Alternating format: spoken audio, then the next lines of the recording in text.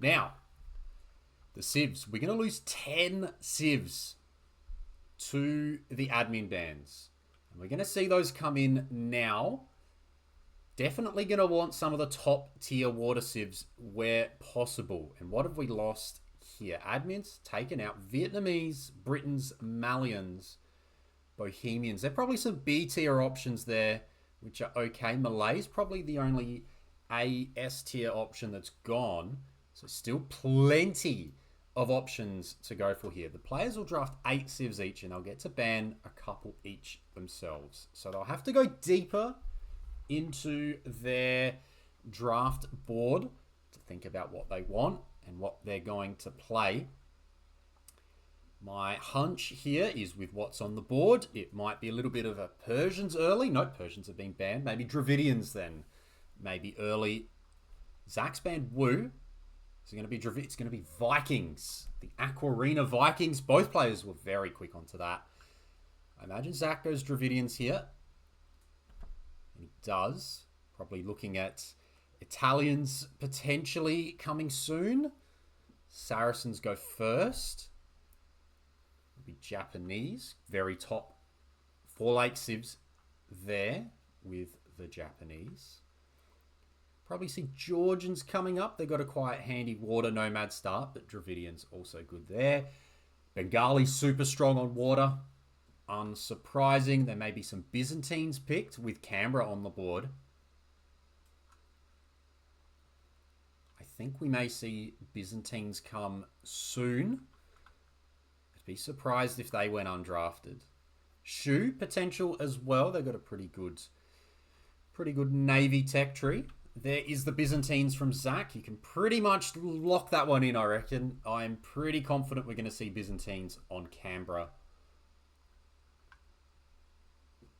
Portuguese still there. Romans are still there. Koreans are still there. Be big for Ace to see whether he can line up the Portuguese against a Vikings pick. Vikings super strong on Aquarina, but also have that strength on Passage or Water Nomad. Italians, they've fallen really late. I was mentioning them up here, and they've gone down as Zach's 6th pick.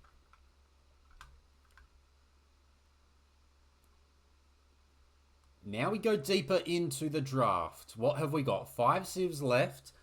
I have spoken up the Mongols a lot. I feel like Aquarina and Passage, and I guess 4 lakes they can do okay as well. Full Hunt, you can really get a fast start there. We've got Lithuanians, extra food start. It's quite nice.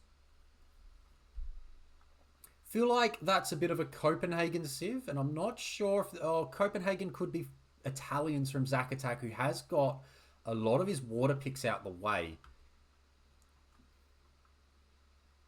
Celts now for Ace. Remember, they will draft 1 extra. They'll take 8 civs here.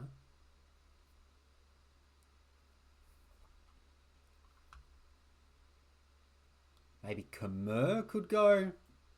Mongols, Romans. I mean, Romans, Koreans, if you're really wanting water and you're not needing demos, Romans and Koreans are quite nice. And there is the Romans pick.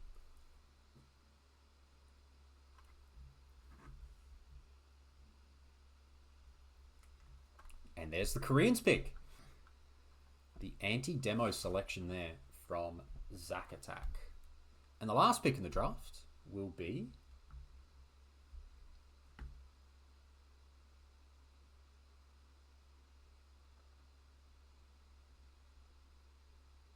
Shu. There we go. That is the draft board for our best of 7 Div 2 grand final. And yep, should all be good now. Blues alongside me here. And so far smooth, I take it.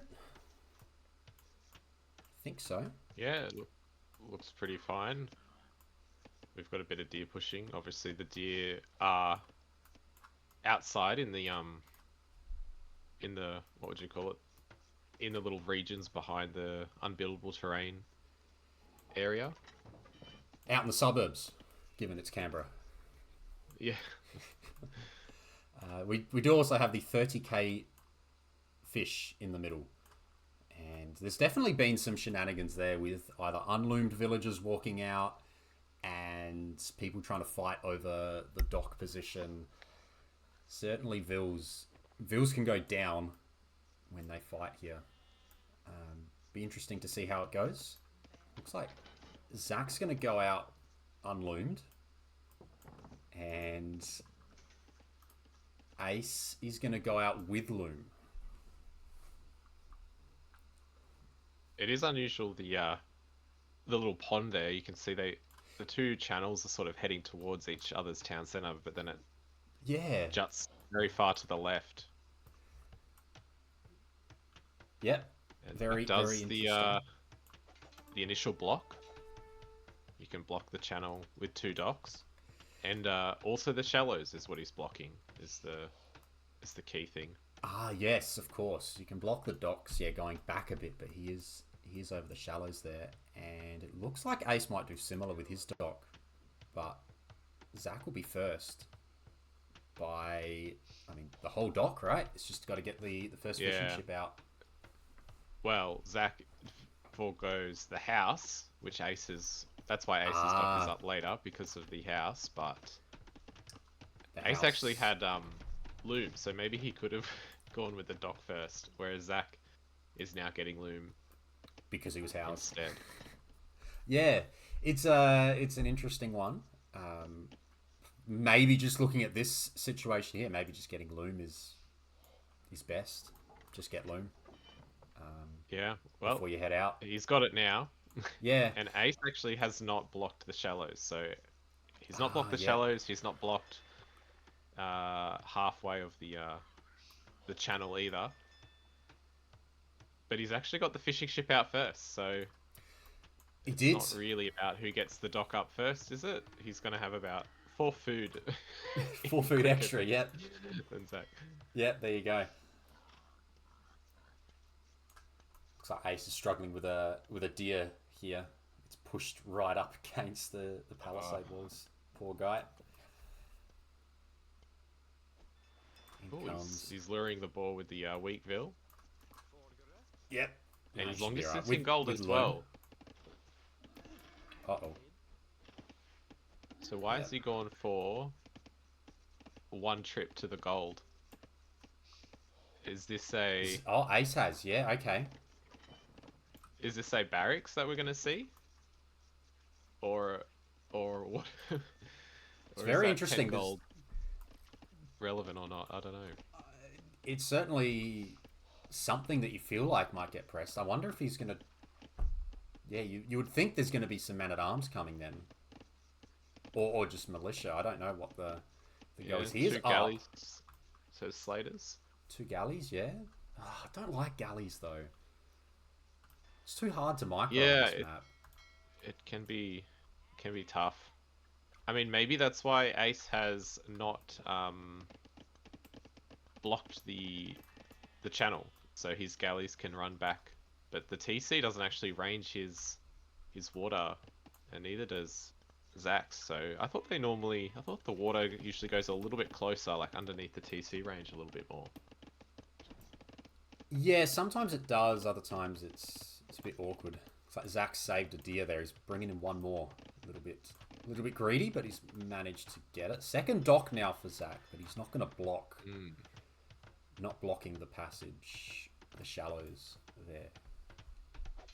I mean, pushing the deer makes sense here. Like, it's very rare you're going to expect anything that can come your way that can catch you out here, right? Like, you know where your opponent is because of the little water, may as well. Yeah. Yep, exactly.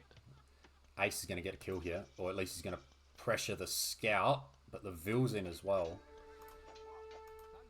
Yeah. And a little bit distracted, I think, queuing a couple of fires, and he's got both double bit and gold mining, so that's why his scout maybe took a bit of damage to the Vil before he reacted. He still has the HP. Yep, yeah, he does. It's going to be 2 docks from each, so Ace has got his second dock back at home. I think I like that. I don't mind that. Like, it does add that extra protection. It doesn't just let the opponent just waltz up to your TC and be a nuisance if you do lose the water at the front end. It also disguises the double dock play. So for example, Zach might be thinking, oh, hang on, 2 versus 1, I'll win this. I mean, now he sees that there's 2 fire galleys for 2. But maybe causing a little bit of an undercommitment initially if you see your opponent only has the 1 dock. Demos in queue for both now is interesting, and there's the first one that lands. Yeah, I think we'll see all these fishing ships go down in one hit. Oh! Not bad. And the scouts go down. Zach lost his scout before, so now it's level. The Vil is there to repair for Zach, which is nice. And he does have the extra HP on the docks now as well. That's true. And the better fires, right? Faster firing, is it? Yeah, the 0.21 reload time. The Byzantine fires will be better. And Ace uses the dock to soak up some of that water, but can't get the third dock. Is the third dock a bit of a over-investment here? Or is it a corrected investment because of how important the middle is? I think you don't... I don't want my opponent getting a free fish boom. So I think it's worth trying to fight.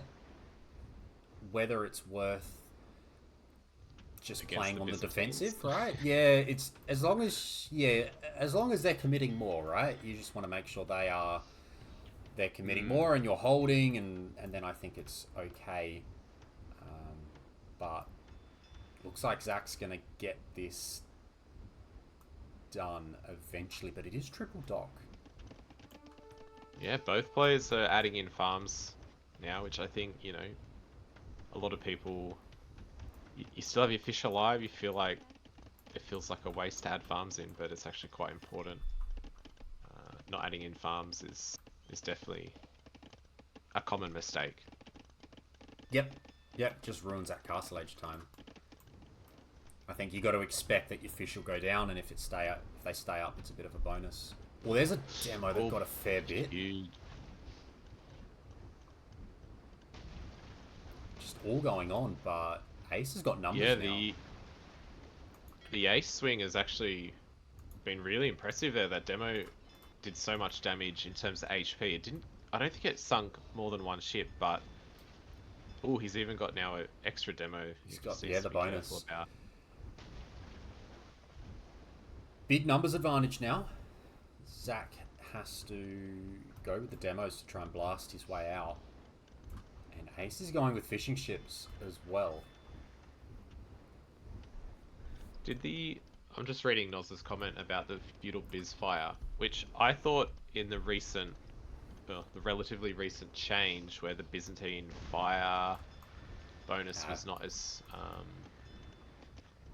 like it was weaker.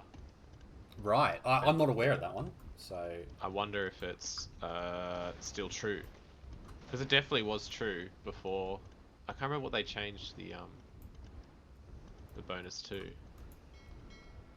So the bonus says they attack 25% faster. Whatever that translates to.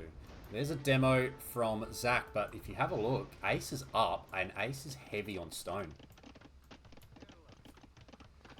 Ace has found a way to click up. It's amazing, right? He's also got the gold mining upgrade straight away, something that Zach hasn't got. But Zach did get horse collar and Ace didn't get horse collar.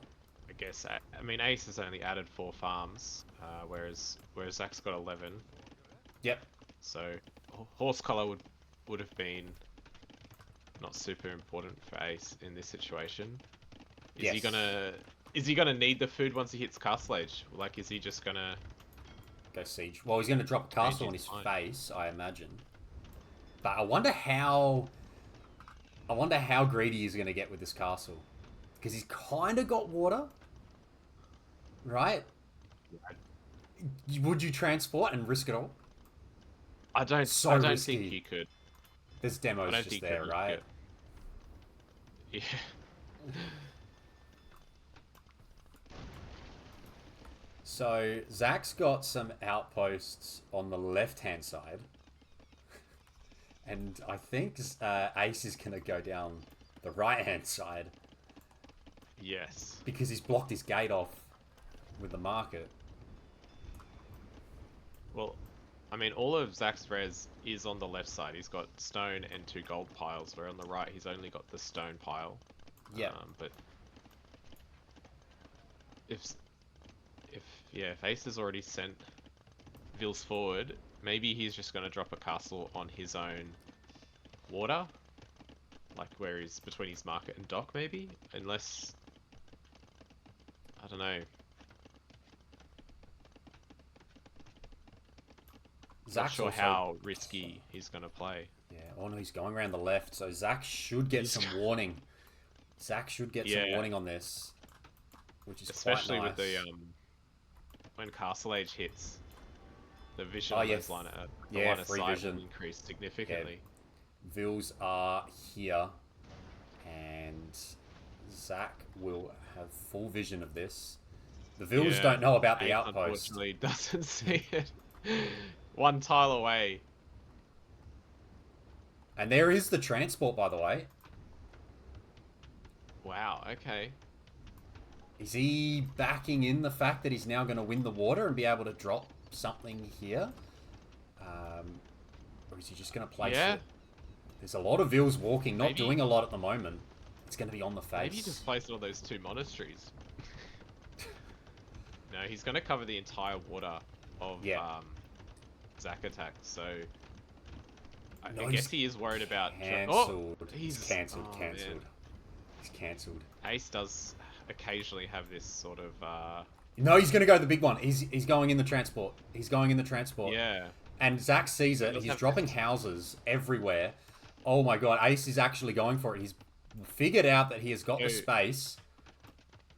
He's going to allow the Vils to land, which is interesting. Normally I like to just palisade wall up the coastline there.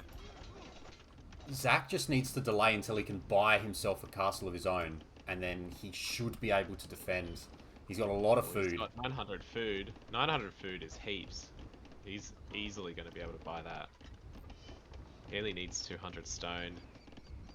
He's got the market as well. And yeah. And I just think... I know going for a positional castle sometimes is... Oh, imagine if that transport got converted. Yeah. That would have been huge. But see, Ace is now placing Oh, the his Vils are castle being annoying. Oh, that's so frustrating. exactly where it was before. Like, this is why I don't like spending that extra bit of time to try to go for a more ambitious castle when sometimes the advantage of the castle is the time that you get. It's a lot of time not doing a lot. Now, that castle will go up. Oh my god, that went down! Zach lost the castle to the fires. Oh my god. He'll be tilted from that, I think. Game 1, he felt like he's probably done enough. Obviously, losing water was not part of his plan. As the Byzantines, you think he can't lose water, but I think he'll add a few things to the list of things that have gone a little wrong for him in Game 1. Yeah. But the Stonewall is a good plan here. That's what I would have expected a little bit earlier. That's a disaster. What do you think about the Scorpion choice here? Scorpions... I is guess that because the unique unit is Woad Raiders, by any chance? Probably. I think it's working. Oh my god, there's a transport now. Zach's... sorry, Ace got a transport with 2 mangonels in it. And a ram on the way. Oh, dear. Which counter the Scorps. And petards are being loaded up as well. Oh, that Ace losing that castle does is a these disaster. sort of things. Yeah, losing that castle was huge. Yeah, for sure.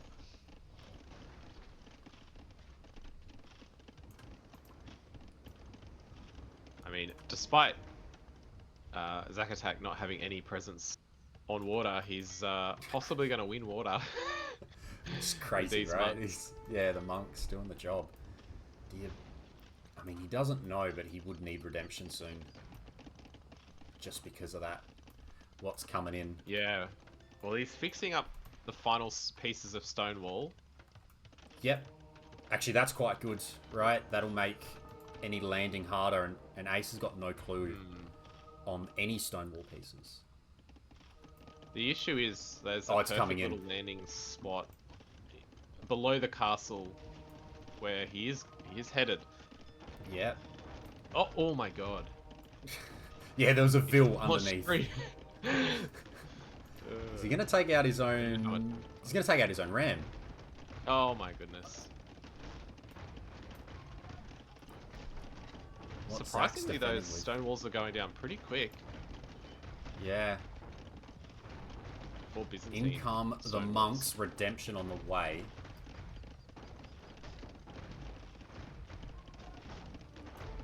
If he takes out the ram, it'll give him the time.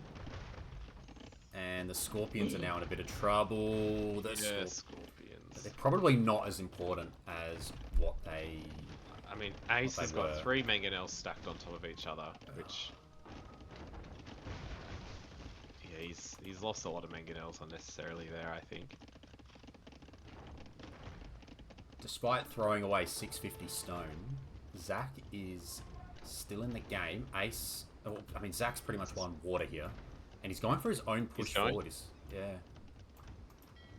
Yeah, I think on this sort of map, as tempting as it is to try to defend yourself, if you don't put up any counterplay and you're behind, it's just a slow loss. So I think this push on the left side will be really important. Does he have the res to afford much? I don't know. How's those petards looking though? He's got 9. It's a lot. 10th one on the way. Oh, don't lose the mangonel, Zach! It gets away. Don't think he's gonna get through unless he can he could transport to the left and it is open. Not that he knows that, but it is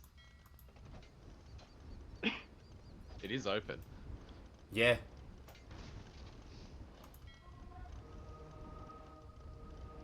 Are we gonna see a transport for a second castle drop?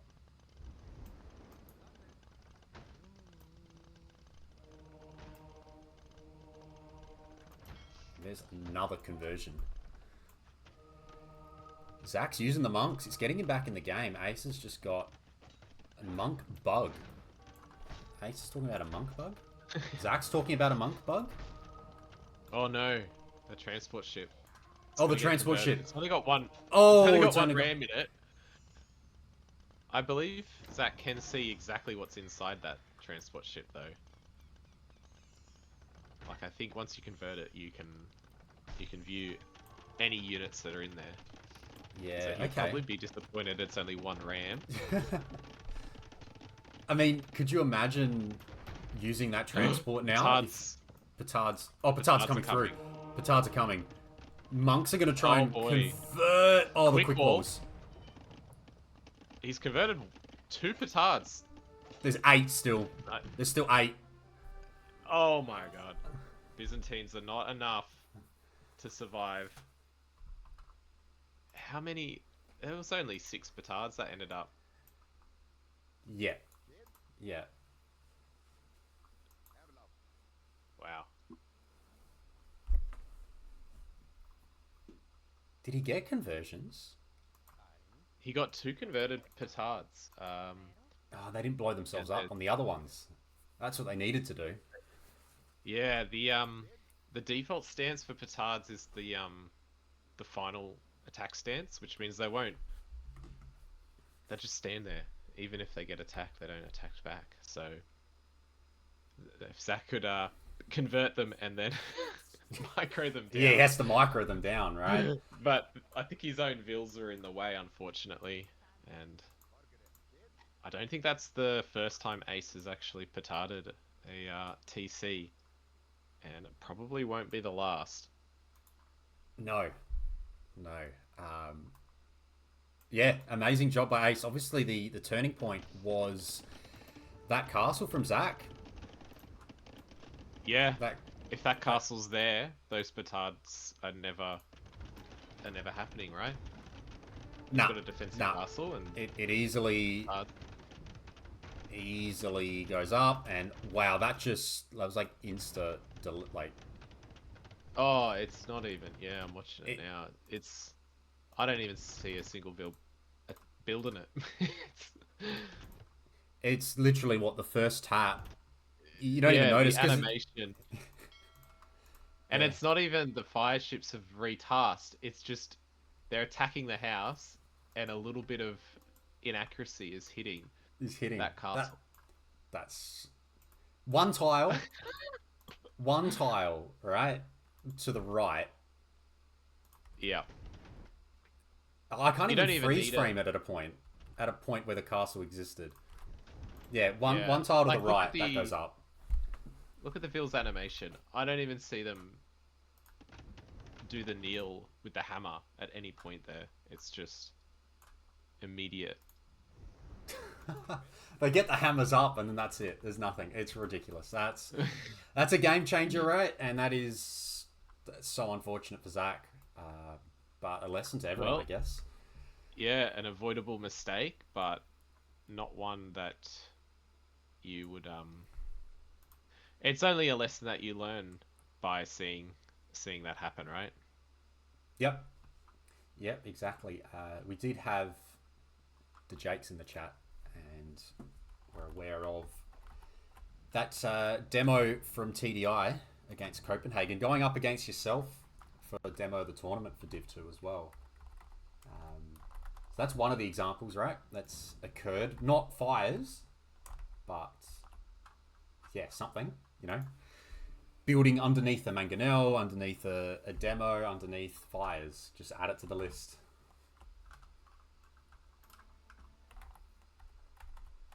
Well, if you're in Zach's position, what do you then choose to play next, right?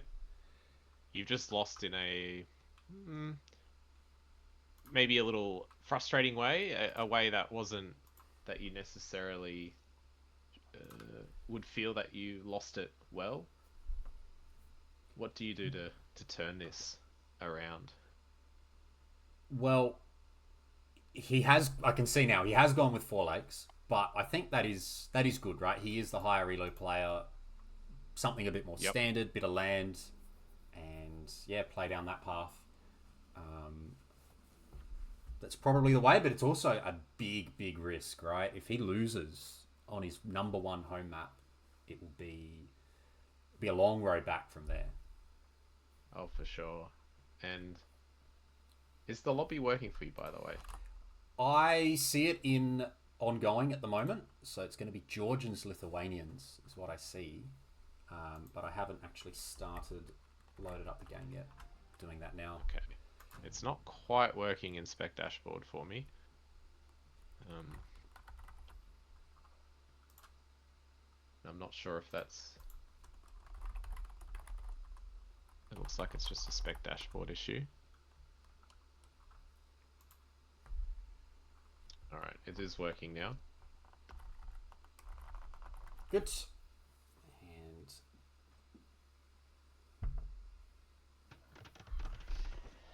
let's see what we've got. All right, game number 2 now. Zach's home map, playing as the Georgians up against the Lithuanians. So both civs get a nice little start here to get some early docks down. And yeah, what do you think about these two matchups? Both cav civs, and there's no camels on either side, so it's quite nice Hmm. that they can both kind of freely play cavalry. Well, they are both able to get an earlier dock down, which is what I was going to say. What both players are doing, but Zachattack is the one dropping a dock, and Ace dropping a lumber camp at the moment. Maybe is it a little early to drop a dock for Zachattack?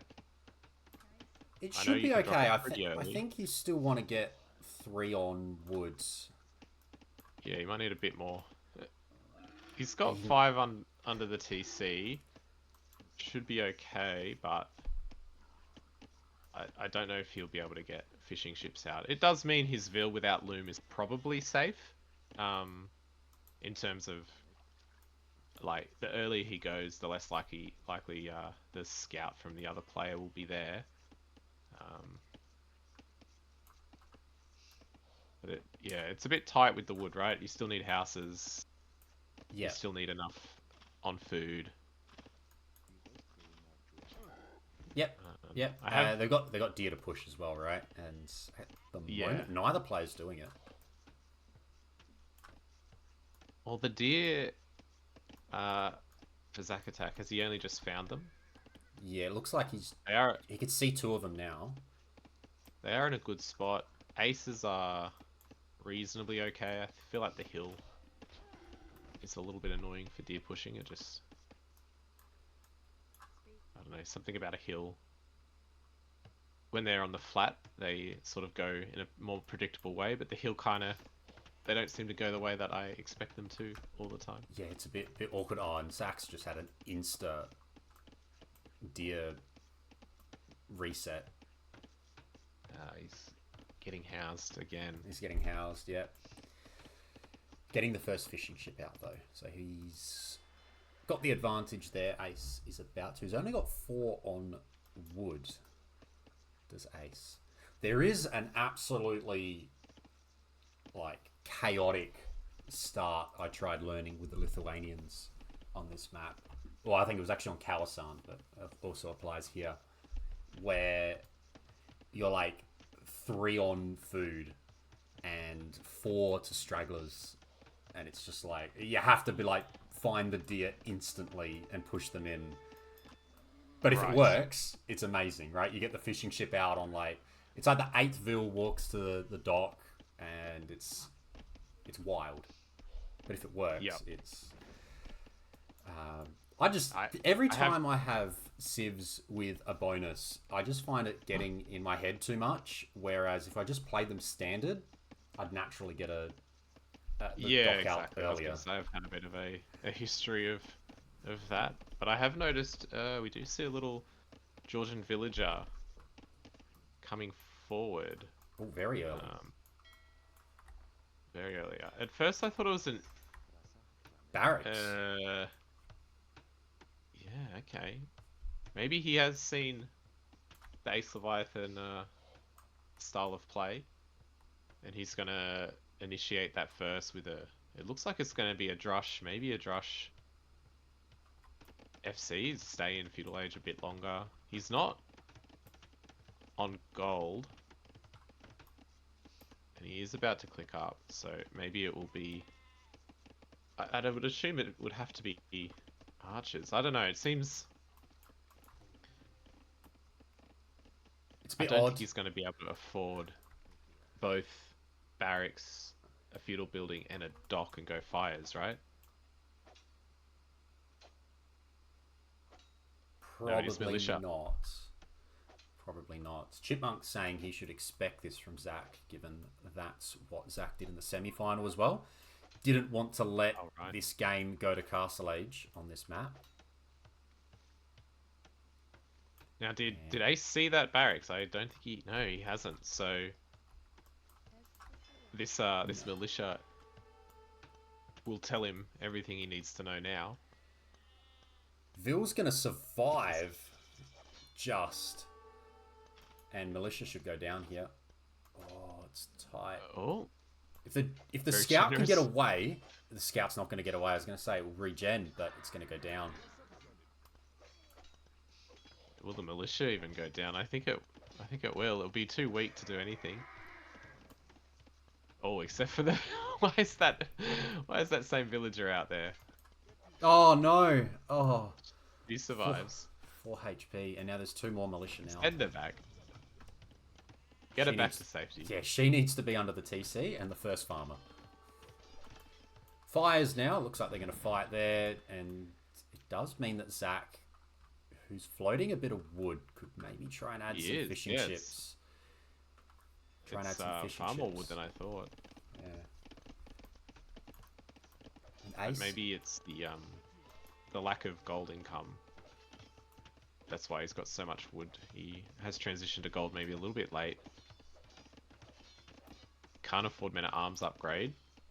He's got the gold for it, but I think the food's like 150 or something, isn't it? Or 140? For Man at Arms. Yeah, for Men at Arms. Oh god, I don't think it's that much, but still, it looks like he's just not going to bother. Actually, he's just going to roll with the militia. He's added 4 militia total. It looks like the gold's going to go into fires. And a forward range as well. Yeah.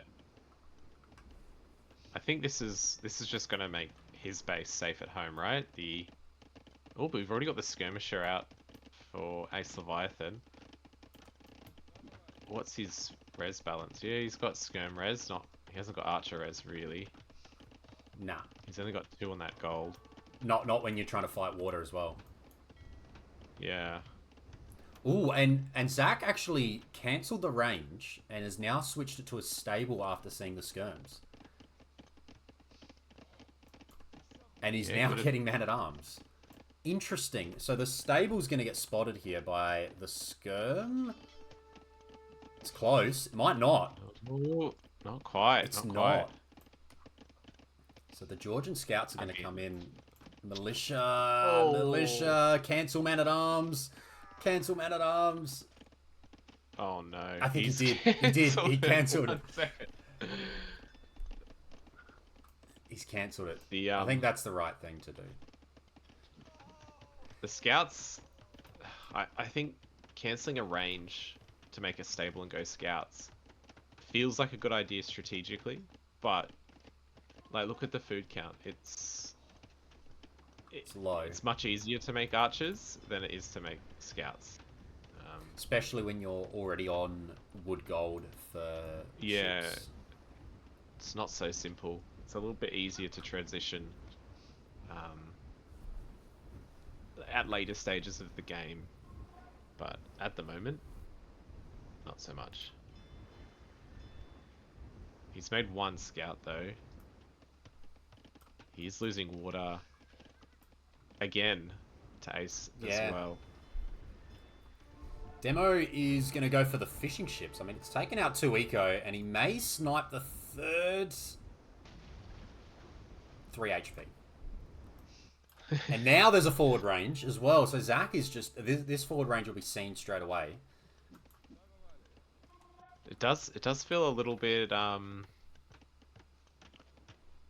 panicked. He's doubling down on this sort of aggression, right? I don't think he'd be feeling super confident at this moment in the game, right? He's really got to transition to that castle age timing, I think. I don't know. Yeah. He does have 20 on food now because he's got the fishing ships as well, right? He's got 6 on his home pond, and he's going to the top as well. So he's got a bit of an eco lead, which is nice. It is a bit stretched thin, though, I think. It's stretched, the issue. Like, Ace's balance is looking quite comfortable. Like, Castle Age will be on the way. The scouts in small numbers aren't enough to deal with any vills. And he's also lost an archer to the TC. Yep. Ace has got no upgrades, eco upgrades yet. No double bit. Oh, true. And Zach's on horse collar. He might be able to sneak it in, though, if he remembers. If he remembers, that's the thing, isn't it, though? He's going to have to... Yeah. He might not remember until Castle Age, when he goes to get Bowsaw. True. He might... He might be able to, once, like, these scouts have all taken a lot of damage to spears. He might need to add his own spears. Where are they? He's got 3, but there they are. Just need to keep them alive, right? If you're the Georgians, keep them alive, run away, and they'll slowly heal up. They'll take a while to heal up, but Oh, for sure, they will heal up. Oh no, they're both gonna go. Oh, one goes down to another spear. Now Ace is trying to wall in the range. Why not? Yep. He's gonna do that and should get to do that. The forward blacksmith is awkward because that could get targeted, and that just becomes a nuisance, right? Later on, you lose your blacksmith. You try to figure a few things out there, but look, Zach's got the eco lead. He's got double bit, which means he's going to bring in the res a bit quicker. He does have the Civ that is able to do better in late game, I feel, with eco at least, or mid game eco, right? With the churches. Yeah, I'm not sure how, if this gets to a super late game. I think I'd prefer the Lithuanians in general. Yep. Ace can click and go up if he wants to. Sell and go up. Right. Looks like Zach has managed to finally get a little bit of a foothold now with his army. Like, it's starting to become a presence.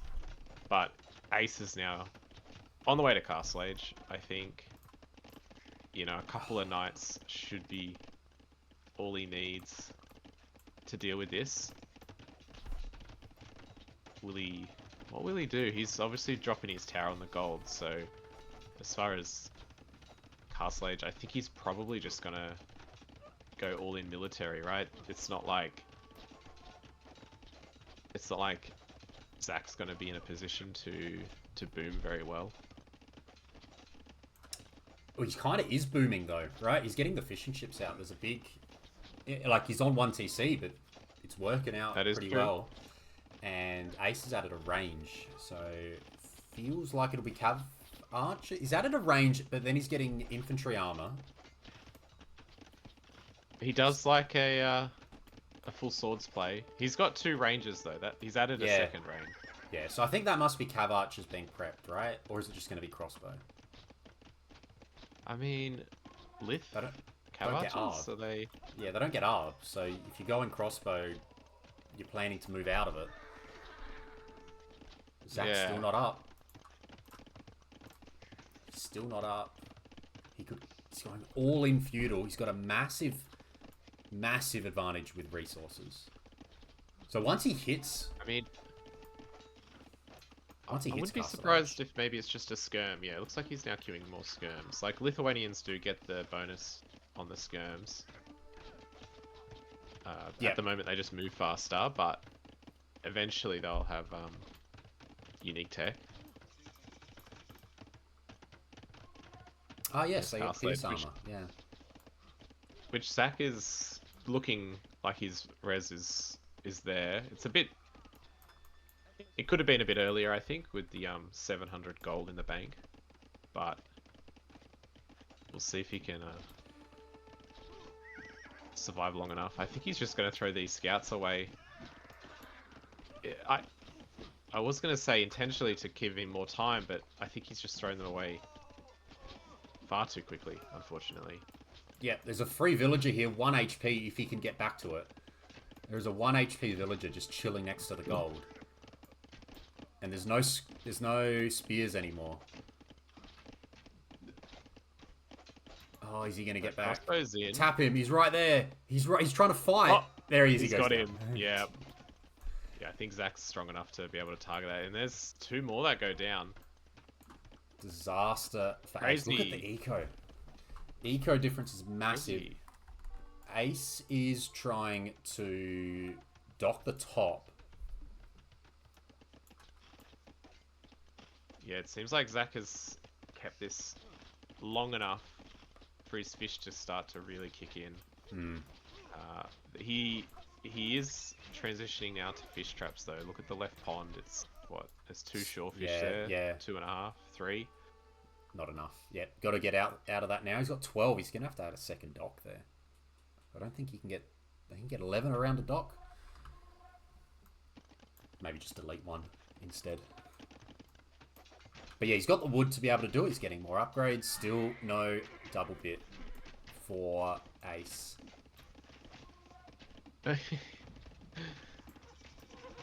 Alright, what is Zach going to do? He's got triple range forward. He's got double stable forward.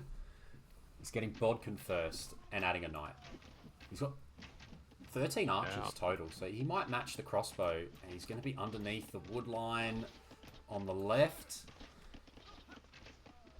I am surprised we just haven't seen Ace manage to get forward. He's maybe... I don't know, sometimes you get stuck in that mentality of being in your base for so long. Oh my god. He's built a mining camp to 74% and then decides to drop a TC. Yeah. I thought he was going to go to stone and maybe get for a castle.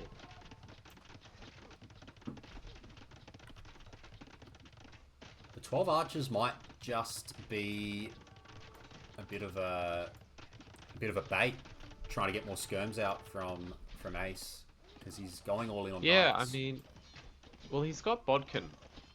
True, he got Bodkin on those archers. So,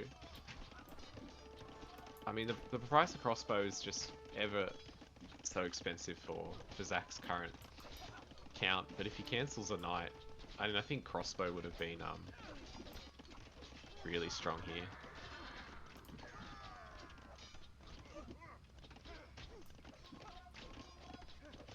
And it is a siege workshop with a ram.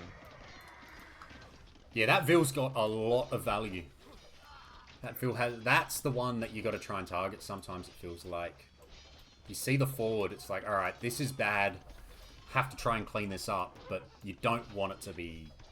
You don't want it to turn into this, right? There's more production buildings from Zach not at all forward than what Ace has got. Like, I think Ace putting those gates around that archery range, but not actually blocking off the entire rest of the map is sort of, I guess it highlights why one hole is all it takes, right? It's not about how good your wall is, it's about how complete it is. Yep. Yeah, that's right. The walls on... He's walled out the stable originally with those houses, but then didn't finish it down the bottom. And it looks like he's called the GG there, so we're going to get... Oh my goodness. We get to level it up. That'd be a huge confidence boost for Zach coming back into it, because I'd say it definitely looked a little bit dicey there. I'm surprised Zach managed to afford all of that forward pressure. I think they were a bit idle for a fair bit of time initially, where he, swapped for the rage to the stable and all that, but I guess the pressure gave him enough of a chance to expand to 20 fishing ships, basically. Yeah, that's right. It's the fishing ships that are the winner here. 5k extra res. I mean, even early on, I think Zachattack had quite a bit more res. Oh no, I'm just rewinding it now. Looks like it only started to really deviate around 15 minutes. They were neck and neck, and then around 15 minutes. Well, obviously, that's the impact of the fishing ships, the bid axe, and the idle economy. All happened, I think. Yep. Yeah, the double bid axe makes a big difference, right? Ace never got it. Oh, sure. 20%. I mean, the mule cart's not moving from its spot, but it doesn't matter. If he had the mule cart running as well, he'd be even further ahead, right? Yeah, absolutely brilliant. It's game number 3 now. We've got Ace and Zachattack. They're tied at 1 apiece. We're on Ace's home map, Pacific Islands. And Ace has gone with his second pick, Saracens, and there's early shenanigans with the scouts and the transports that they start with. So see how that plays out. They get to run around with those, drop some buildings, get some scouting in, and here we go. So Zach has sent 2 vills to the shorefish. I like this. This will be interesting to see if the scout can get any value here, or he just decides against it. In the end, Ace goes with 1 vill to the shorefish, but has walled it in, which is pretty good. Celtic Tiger, hello, welcome to the channel. Wants to see Zach get a win. You can get your predictions in as well for who you think will win this map. So this is not just Ace's home map, and as I said, with it being an early pick with the Saracens, it's also a late pick with the Romans. So the Romans were the 7th pick for Zachattack. So based on the civs and the civ draft, you would expect that this goes Ace's way, or at least he will want it to go his way. His home map, his early civ pick, and yeah, very, very important to try and get that victory. So Zach will be up 19, a little bit of idle time, bit of loom as well. And Ace will be right behind. 1 extra villager, 3 fishing ships. His house, but it doesn't matter. Can drop a house pretty soon anyway. And for the time being, both players are going to stay at home. Just have a brief look at the scouting here. Zach's got a bit of vision over the whole thing. Ace as well, got a bit of an idea. The 2 islands are similarly sized. So 4 gold patches there, but there is actually 6 on this one, and 2 stone on the right, just the 1 stone on the left. So similar sizes, but extra, extra gold and stone to the right. So it's going to be triple dock. So Romans get the advantage of faster working villages, but they don't get access to demos.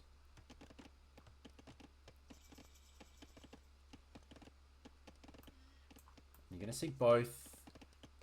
So right now it's 1 lumber camp at home and on stragglers for Ace. Meanwhile, Zach is looking like he's going to transport as well, but he's going to have 3 docks worth of galleys. So no demos does mean you could see fires, but the Saracens have got a galley bonus with faster attack speed. And that means you should see galleys as well, which we are. Romans also get pierce armor and melee armor on their galleys, which is quite nice. And yeah, Noz's comment there saying that you don't want the 2nd lumber camp at home. It looks like it's just going to be 1 lumber camp at home for both into transport to the middle.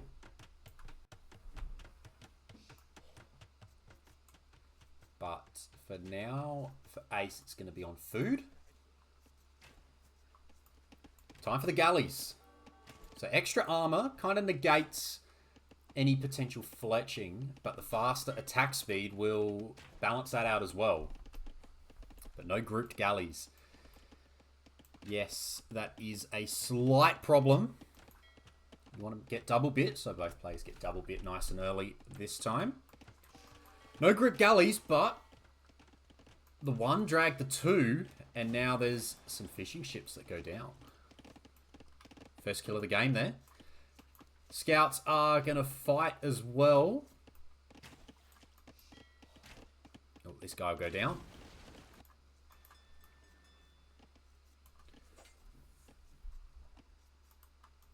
Transports in the corner. We did see Ace against Braids utilize the outside woodlines in week 3, which is very... feels a bit odd. Doesn't feel natural, but this is probably the best woodline on the map, and if it's not that, it's this.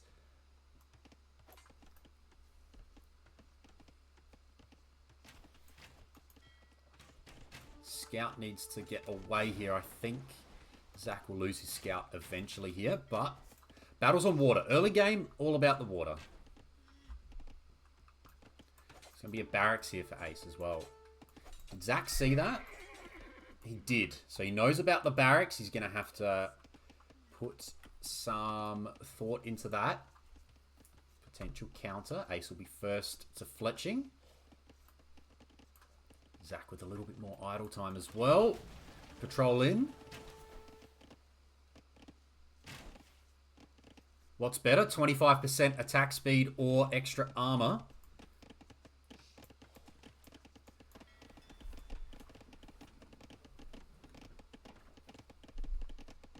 Starting wood lines at home are all over the place. I think that might be my downfall on this map as well. Holy, there's a lot of Woodvilles here. Needs to bring that transport back and yeah, get to this one here. This is where the fight's going on. It's 5v6 plus a fletching advantage for Ace, so he should win this battle on water. He's just got... So actually, Res Collected's quite similar, but Ace looks to be using it better. He does seem a lot closer to Castle Age. He's got one of the buildings down. Market's about to complete as well, so that will be the second building, and then he'll be able to sell his way up.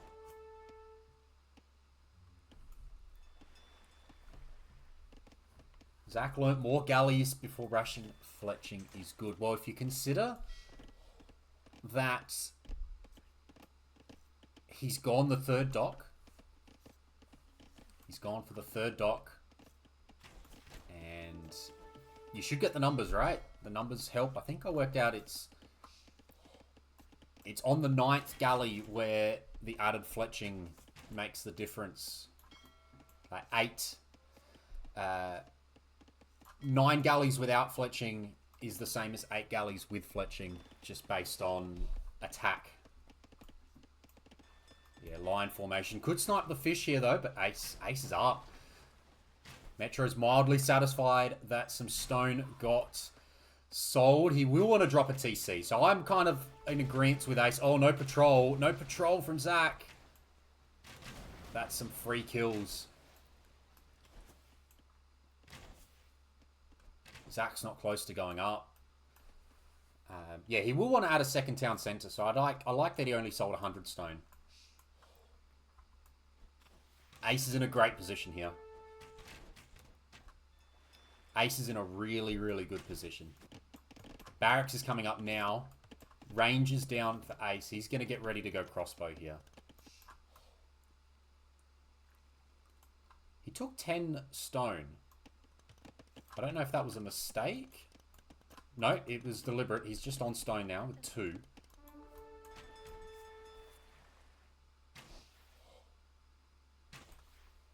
$40 for Zach, who does not look close to clicking up. He's going full water, and I think he's going to suffer the fate that a lot of people do on this map, and that is the over-investment in water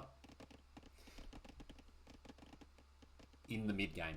The mid-game investment in water, it kind of takes a little bit of a lull, because in the middle, you need to establish yourself you need to establish yourself here, right? Now, both players are on the same island. You need a base. You need to get some gold. You need to lock down a bunch of stuff, and you can't really do that with water control. And he's not even dominating that hard on water anymore. He doesn't have the numbers. So this is a great position for Ace here. Zach is not close to clicking up. He's got 800 wood in the bank. He's going to need a market. He's rushing that down. I think he's going to sell his soul to click up here. That's very ugly. That is a lot of selling. And there we go. He's finally up. But, oh boy, that was a bit awkward. Heavy on stone now for Ace. He's got 20 on stone at home and here. Castle on the face will be devastating.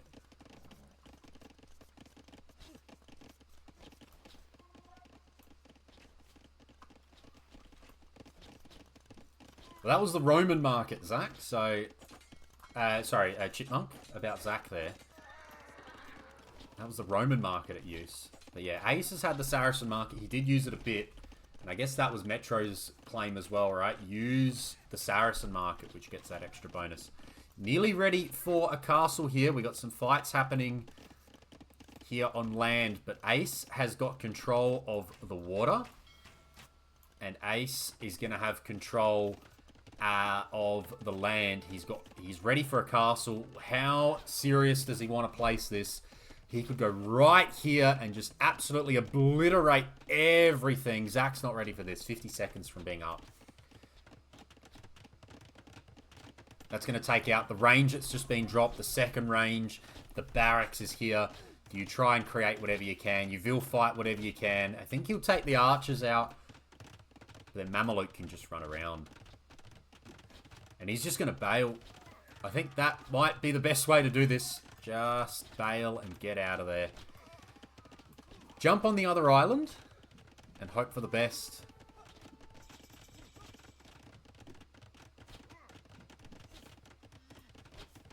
He's running away a lot. Oh, those vills are going to go down a little bit. Zach is in trouble. Oh, no. Oh, that's an awkward position to be sending the... No. He sees the galleys. This is tough now. The archers are going to feast. The archers are going to absolutely feast. Now, this is looking amazing for Ace. You think that if these vills don't get out or they get spotted, it's very bad for Zach. Eco's a disaster, but... As you said there, it is Saracens, so he can fix it up pretty easily. At least in the early game. Vills are running. They're running into their death. They are running, absolutely running into their death here. And he's going to try and drop a town center here. It's going to be out of vision. That was a kill there for the Tiger. So Zach is going to have some gold. He's going to be down 10 villages, down a town center, but he's fixing that now. There's another dot coming up here, which is a bit awkward with its positioning. I hope, for Ace's sake, anything that spawns here can exit that way. I think it can, but it's just a little bit odd. There's a monastery getting ready to convert some of the Mameluke. And yeah, Ace can just castle drop this, which he still doesn't see it. Does he have Town Watch? No. Bit of Town Watch will help, but now he'll see this monastery. And this archer's going to go have a look. He's going to see the attempted base rebuild, and Ace can just grab these vills and drop a castle right there.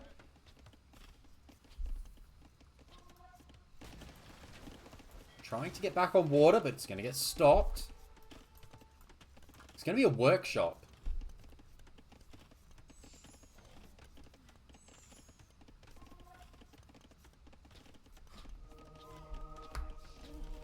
Trying to convert an archer here. Just gets deleted. Zach's water position is good. He's not adding fish. Not that you really would on this map. There's not a lot of deep fish here. Monastery coming up for the Saracens as well now. But it does feel like Ace can just drop that castle here. And that would be a big, big victory coming his way. We're waiting. Metro's getting angry. He's got the stone. He's got the stone, and he's gonna run. Oh, he's gonna castle here. I think he's just gonna castle this. He's getting in the transport. Now, if... No, he's just gonna go this side. Interesting. No, the vills stay. Ooh. Oh, okay. And the Vils, where are they going to go?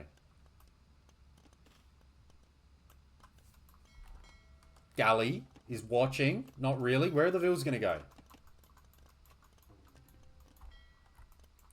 Oh, he's got no idea on the map. Let's have a look at this from Ace's perspective. He says no. He says no. He's got 1,000 stone. And he is being so cautious. So cautious. No, he's going to send the army forward as well. Okay, so he knows that he checked to see that Zach was not here. He now sends the army forward. And what is Zach's reaction to this going to be? There's still some fighting going on here. Redemption's in. So he's going to try and convert the mangonels. But Sanctity's not in, which means the mangonels one shot. And there is a castle. That could have been more aggressive. So he is going forward. And Zach is in some trouble. He's down 15 villagers. He's got a castle on his face here. And Ace is nearly ready to drop a castle here now again that he could have done 10 minutes ago.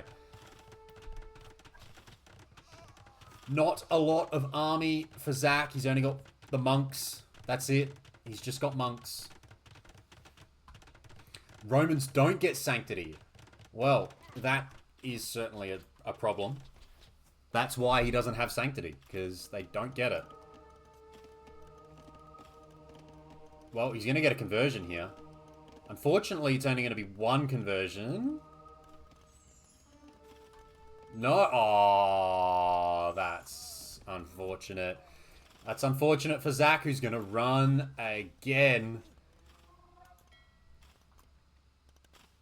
Ace can drop another castle. Ace has taken out this. He's taken out this. Surely now we just see a castle here. So what's that monk bug that's being discussed? Like, I see, okay, the monk didn't convert. Is that just the bug? The bug is that the monk doesn't convert? Or, like, what am I meant to be looking at there? Ace is now killing the wildlife. And he's just walking under the town center. He's going to drop a 6-ville castle here. Just right there. There we go. Lovely.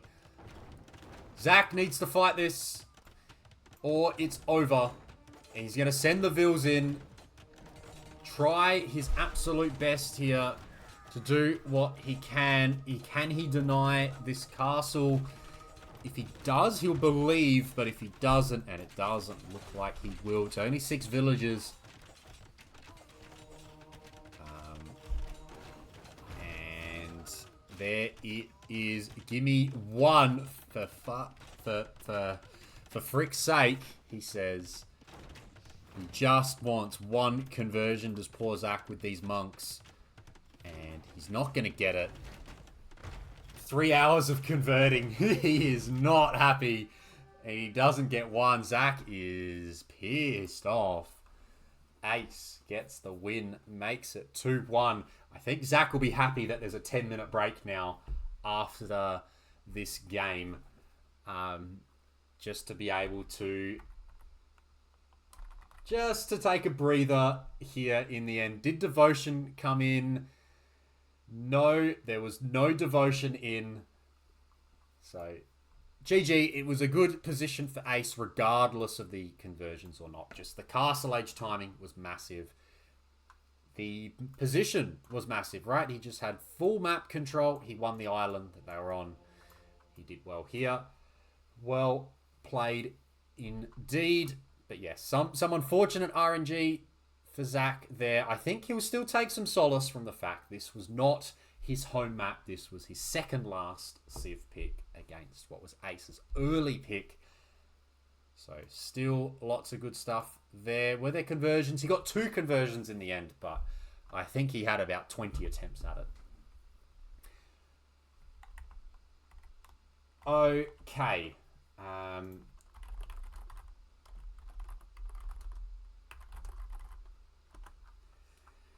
So, the 2 players should be taking a small break. We did ask for them to take a break after game 3, and there is a particular reason why we wanted to do that.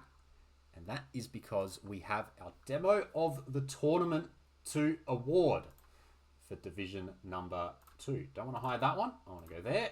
And I want to hide that for the moment. And I'm just going to get some stuff up. And we'll be able to show what we've got. Okay, so I'm going to go... I uploaded it to YouTube, all the different... all the nominees. So small little video on YouTube. Div 2 did have a lot of nominees, which was really good, as Blue was saying before. We have got demo of the tournament. I go here. I go here. We go to this one. We have a little bit of a look. Okay, let's see what we've got. All right. So first up, we had Slaters and Matthew. And it had a demo on the gold was the first one. And then a demo on the wood line. So good stuff. We had Blue with a demo on crossbow against Slaters, which was quite nice. We had Thrillo getting some Manaspa on Golden Swamp. Lovely. We had Blue. This is one he was talking about before. The Stone Mine kind of got in the way of what could have been a massive demo on Water Nomad, as Jeremy's trying to TC drop on Water Nomad, as you do. The next one, we had Blue's big demo here in week 5, the Game Changer against Ace, which got him the set in match 3. Massive, heavy demos on longboats changed the game in map number 3. And finally, we had TDI against the Jake. Bombard Tower rushing, the Jake trying to get on the bottom pond. He drops a castle on the shoreline, and the Vils go to build it. And the demo just says goodbye to the res. Those are the 6 that came through for Div 2. And I am proud to announce that it will be TDI who has taken out a castle with a demo. TDI has won the Div 2 demo of the tournament with his amazing demo placement. He just sent the demo out. He said goodbye to the Jake's Castle. For those who were watching the game at the time, you would have seen he then had a Bombard Tower push a little bit further. And then he was about 30 seconds from dying before eventually sniping the king. So TDI is the winner of a little demo raft. I'll just go back to the start there. So you can see here, this was the original demo raft that you see, that we showed in all of our promo. Saracen sails and in the colour blue. And then for Div 4 winner, Park Tim, in the show match we had, he wanted Khmer and yellow. So that's what we've got, and that's being posted to him as we speak. TDI, it's over to you. You may get to choose your sails and colour. Now, if we just go back to what did the work for him, it was Mediterranean and green, by the looks of it. So the same Middle Eastern sails and green. So free range of choose whatever you want. But obviously, if you want it to be in the demo that did the win, that got the win, that is the place to go for. And yeah, no rush on it all. Rapunzet will be putting those together and sending that out to you at some point in the coming weeks or month. See how we go. But yes, well done to TDI, and well done to all the others as well. There were some great demos in Division 2. Very good stuff. Noz, how are you? Oh, hello. Going good. Apologies, had some technical difficulties with Discord having a pissy fit, but I'm here. That's good. That's good. What have you thought so far of the tournament that we've had, or the set that we've had today? Oh, yeah, okay. So when you said tournaments, I'm like, oh, no, that's a tough question. No, that's a longer answer, but for the set's been good. It's been a bit of a mess, but I think it's good to watch. That's good. That's good. Now, are you going to be on your own screen, or are you just going to be watching my stream here for I game think 4? I can do my own screen. Just let me Okay. know roughly what time you're at, and I'll keep in sync. I'm only at 45 seconds at the moment. I'll try to get to live time, so I'll just go ×2 speed until we get to... Yeah. I'll speed up to live time as well. Get to Easy, live easy. time. It is Copenhagen. We do have a little bit of a slower start here. Now, Bengalis Berbers, hey? Now, Berbers do get bombard cannon. Bengalis don't. I do hear a lot about arena-type maps. You want to get bombard cannon. What are your thoughts there? Yeah, it's an interesting matchup, and like Camel Archers do very solid against a lot of what Bengalis do. I think the trick is, as a Bengalis player, is actually battle elephants in this matchup. Right. Yes, because like you don't get helps, right? As Berbers. No, Berbers don't you get don't help. get particularly good monks. Yeah, like you can do camels, but camels aren't that great against battle elephants, to be honest, especially Bengali ones. And the Bengali ones can get the unique tech to attack faster as well. Yeah. Oh yeah, So so I'm up to live time now. I'm assuming you've caught up as well. I'm 4.5 minutes. So Okay. So I might be a bit ahead. Yeah, I'm just on ×2 speed here. I didn't start the game until we got you in, so it's all good. Won't be too far until what are you at the moment? What's the 7 minutes. Okay, that's fine. We'll catch up soon. I imagine it's just no, it's not going to be a galley war because Ace is going fires. That's interesting. Yeah. I was going to comment on that. Yeah, I definitely prefer galleys, but I think Zach's been a little sloppy with his macro, I'd say. So he hasn't got that like mass going. But then the reinforcements for Ace it's kind of been chilling a bit with him. Yep. And it is obviously it's like 3 fishing ships against 2 fishing ships and the 2 extra vills for Bengali. So it should be very good for Bengali long term. It should be. Yep. It's 8 minutes now, so starting to looks like Zach's cleared up the pain at home, adding fletching here, and I think Fletch is nice, but I don't think it's that important compared to like just having more numbers in galleys, especially in general in like feudal age galleys. Looks like I'm at live time now, which is good. Nice. I don't like this maneuver that Zach's done where he's like got 3 galleys going up on themselves. Yeah. Like he's going to lose those 3. them. And now he's not going to have a mass, and then he can't really come back on water from here. He's going to have to blast his way out. Adding a 3rd dock.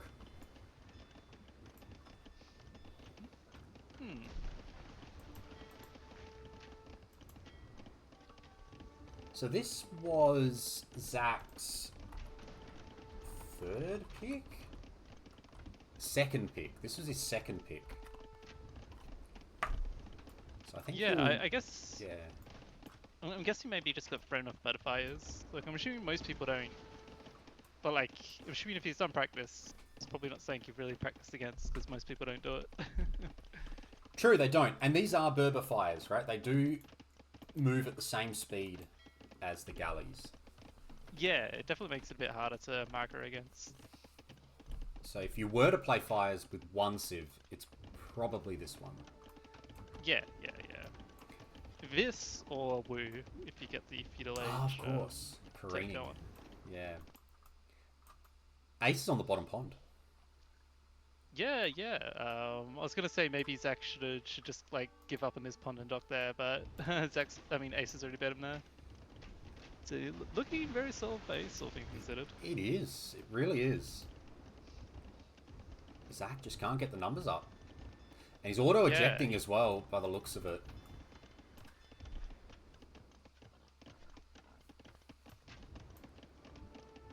I think Ace will click up soon as well. Just needs a building, which he's adding. Yeah, I think Zach can also click as soon as he like drops a mark or whatever. I think. Okay, he's doing it now where he's actually just garrisoning his galleys in. I was gonna say if he's gonna keep making galleys, he's just a set garrison now with like how many numbers he's gonna bled.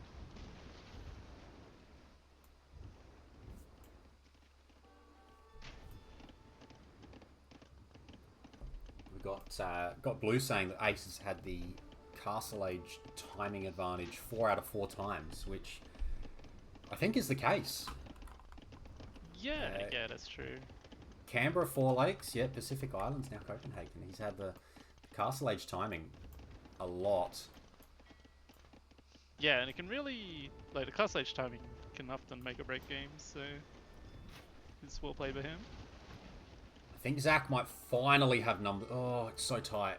He's just got to clear up these fires here. He's not microing. Yeah. He's not oh, it's going to be too tight. Yeah, need a bit of micro. He's not clicked up yet. He doesn't have that building.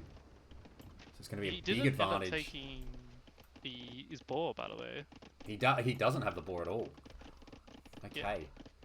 He's got a house he's trying to drop. He needs to get the wood to drop a market. There we go. Market's going down now, and there's still fires, and Ace, the advantage. The advantage for Ace is really, really big here. Yeah, for sure. And Ace, like, well, as soon as Ace gets the Castle Age fire upgrade, it's going to be impossible for Zach to do much. But the beauty here for Zach, or at least the potential saving grace here, is that Ace did sell some stone. So there's not going to be a second TC anytime soon. Yeah, like Ace sold stone, Ace... Like, he did keep Ace busy enough where he wasn't able to add a bunch of fish. Like, he's only got 1 fish in the top, and then he's got the fish premiums added at the bottom. Yeah. And Zach's probably going to snipe the top fish, depending.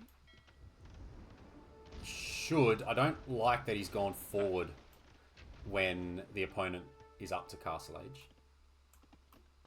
Yeah, yeah. I don't like that he's making more galleys, to be honest. I think... Just give it like, up? Galleys are getting feudal on this map, but galleys in Castle Age, unless you got a big mass, is kind of a bit eh.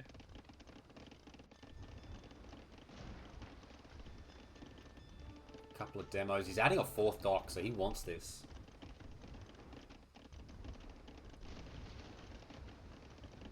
Ace dropping a second TC out to the east now. Oh yeah, I like that. Like, you just drop TC there, you take the deer. Yeah, take the deer, maybe wall up a bit as well. He's getting a house on the pond at the bottom. Be good to stonewall that, and stonewall it forward as well would be good. If he can do that. Yes, definitely. He's... Like, if you put a little stone gate there, you can just, like, raid through there and be a pest later on in the game. Yep. Yeah. I don't like the forward monastery, though. I think you want the monastery on your side of the map. That way, if you ever get pushed back, you can keep the relics. Yep, that's true. Ace is going to have full control here. He's going to have the top pond easily. He's going to beat the Bengalis on water at the top. And Zach is still only 1 town center. He's going to get War Galley in, though. He's still adding galleys, but he's got demos. What's he released there? He's released the galleys, and now he's going to try and blast his way out. It's not done a great job, I don't think. I think it could have done a better job than what it has. Yeah, for sure. And like all those, like yeah, as I was saying before, like this Castle Age galleys trapped into a corner. It's rough. Yep. Looking very good for Ace. I think Zach would have been hoping for a full clear up there, and he didn't get it. He should get it now. But again, now he's just going to have to fight again. Fires versus galleys.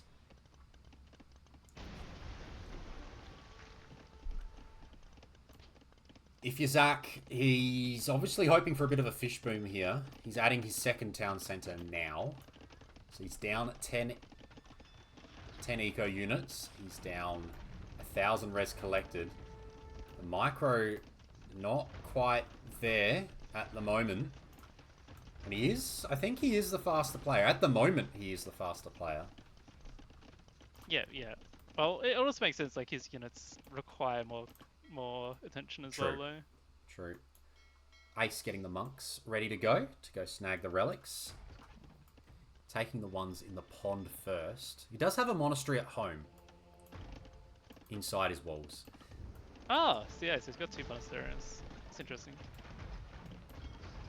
I guess he might just end up bringing those relics all the way back to his home one, maybe? I reckon that's a good way to go about it. Yeah. Short term, you don't get the gold in the short term, but it secures it for the long term. Yeah, yeah. Well, Zach's going to win the top, I think. Or they're just going to have a standoff.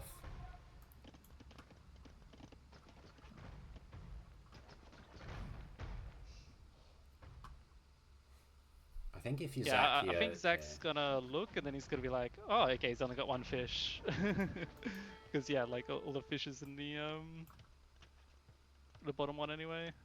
Yep, and he hasn't gone to the bottom at all. He's got no idea. He knows about the dock, actually. He did see the dock going up. But yeah. Doesn't know about the I guess that the relics have been taken. And yeah, they're being walked all the way home now. Yeah. It also looks like Zach's got a Rafa going. He's going to find the exposed TC, and he's super heavy on stone, so I guess he's just going to go for a castle drop or something. Yeah, I think both players try will try and and make something happen. Get a castle. Actually, 3rd monastery for Ace. It's going to see the relics go at the back. At the back of the outside TC. Yeah, yeah. Not often you see the triple monastery of Berbers. No, you don't. Zach's lost a fair few of his ships here. Has been a little bit sloppy. The count was definitely a lot higher than what it is right now. Yeah.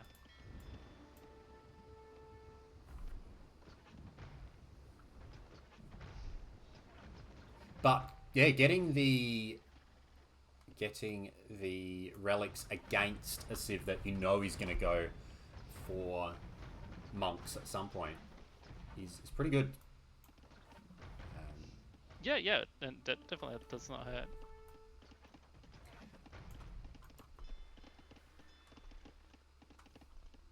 No horse collar for Ace, which might be a problem. No gill nets either, and he could probably start the fish traps at the bottom if he wants to. Yeah, a few fish traps doesn't hurt, for sure. The eco's actually leveled up, believe it or not. The Vil counts or eco counts have leveled up, so Ace has got a big res collected advantage, but from here on it should be quite similar. In fact, although there is the handcart difference, to be fair, so that's like what, another 6 okay, approximately. Yep, handcarts in versus no wheelbarrow. And Camel Archers are going to snipe the Vils that were trying to leave Zach's base. And yeah, the Camel Archers are going to be a big unit here because, well, there's Ratha and there's Ellie Archers. So, Camel Archers, it says exceptionally strong versus mounted archers. Yes, yes. So, does that mean bonus damage? Oh my god, they're going to castle on each other. Does that mean bonus damage against both those units? The Ratha and the Ellie Archer? Well, they get bonus damage against Cav Archer units. So, so that includes Ratha and Ellie Arch. So, you pretty much big galleys. It's one of the rare matchups where big galleys will typically go like either Arbalest or like Battle Elephant. Yeah. It's a fun matchup. I've played both sides of it. Mm-hmm. I've had wins of both civs, so I think both of the options. This is a disaster. Definitely prefer Ace's position. Yeah, well, there's a castle war going on at the moment, and Zach's going to lose his castle. We only took 5 vills out there, and I think it's going to get denied. It's going to get denied. Ace is going to have 5 relics, and the GG has been called by Zach. That's a quick one. Yeah, GG. Yeah, very dominant.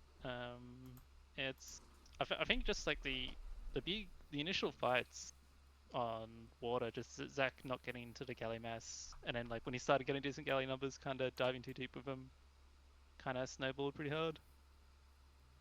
Yep, and yeah, he didn't end up winning the water entirely either. That was amazing by Ace. He has done, yeah, very clinical, and that was on one of Zach's home maps as well. Did feel a little bit sloppy in the end, but yeah, Ace was going to have 5 relics. He had the eco advantage, and well, it was a quick game 4. And yeah, I'm heading towards live time here. We've got game number 5 underway. Zach's to the west, Ace is to the east, and I guess some civs we weren't expecting, right? Let's see what they can play out with. Looks like 6 relics on the map as well. Now, passage. I've had a lot of strong words when it comes to the passage. yeah. I think some people, including me, got traumatized on the Empire Wars letter. Right. Traumatized because of what was being traumatized? Well, the thing is, especially in Empire Wars, it's one of those ones where like you can't backdock or anything if you lose water, right? So the game was essentially you win or lose water, and you've won or lost the game. But sometimes you've won or lost the game, you still play for like 20 minutes in the 5% chance. But then you're like, oh yeah, wait, there's no place to redock. GG. Yep. I felt that especially in Empire Wars, where you're starting off in feudal, so there's much less time to like prepare men at arms on the way up, for example. There's much less like there's like no chance of land play in Empire Wars. There's also as Chipmunk said, originally at the start of Empire Wars there was no passage at all. The passage was only added like a month or a while after it was added to the map pool. Yeah, the crossings. Yeah, it was a bit awkward, yeah. wasn't it? Land at one point in the middle as well. So there's that patch of non-shallows terrain in the middle. It went from no shallows to shallows with like a land patch or something, and then into the current version. There was something in the middle of what we've got now and what we started with. The start also had a monk, which was odd. On Empire Wars. Yeah, it was kind of funny. The annoying thing about this map is trying to pick up all the freaking relics. You're just transporting them all the time. Okay, so my main annoyance with this is there are clearly players who want to play water, right? They are opening double dot galleys or triple dot galleys, yet they leave themselves wide open for a sneak. Yeah, you definitely have to be active with scouting, right? Like, I think that's one of the things that, one of the difference between like the really top players and like the someone players still getting there is being able to like scout as well as like adapt to what you're not seeing. Like you see only one dock from your opponent, a really high level player's got to instantly go, you're still instantly on land. You see, while like a lower rated player might not catch onto that quite as quickly. Yep. No, that's it's certainly something that, well, I think because I play a lot of water, right? I feel like it's something that I would notice having played this map or played the water a lot, but it's not something that like people notice on land. They go, oh, he's got 1 range, or he's got 2 stables, he's got 3 barracks, whatever the land buildings are. Yet when it comes to applying the same approach to a dock, I feel like it's missed. And here we go, early sneak. Zach's walking across.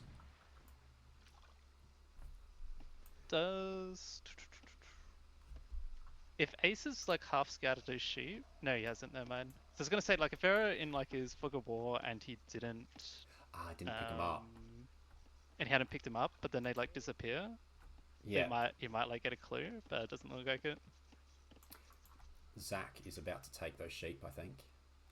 And this will be a good feel. Oh, he's gonna miss it. Please go back for it. He's gonna miss it. He's missed the sheep that he could have stolen here.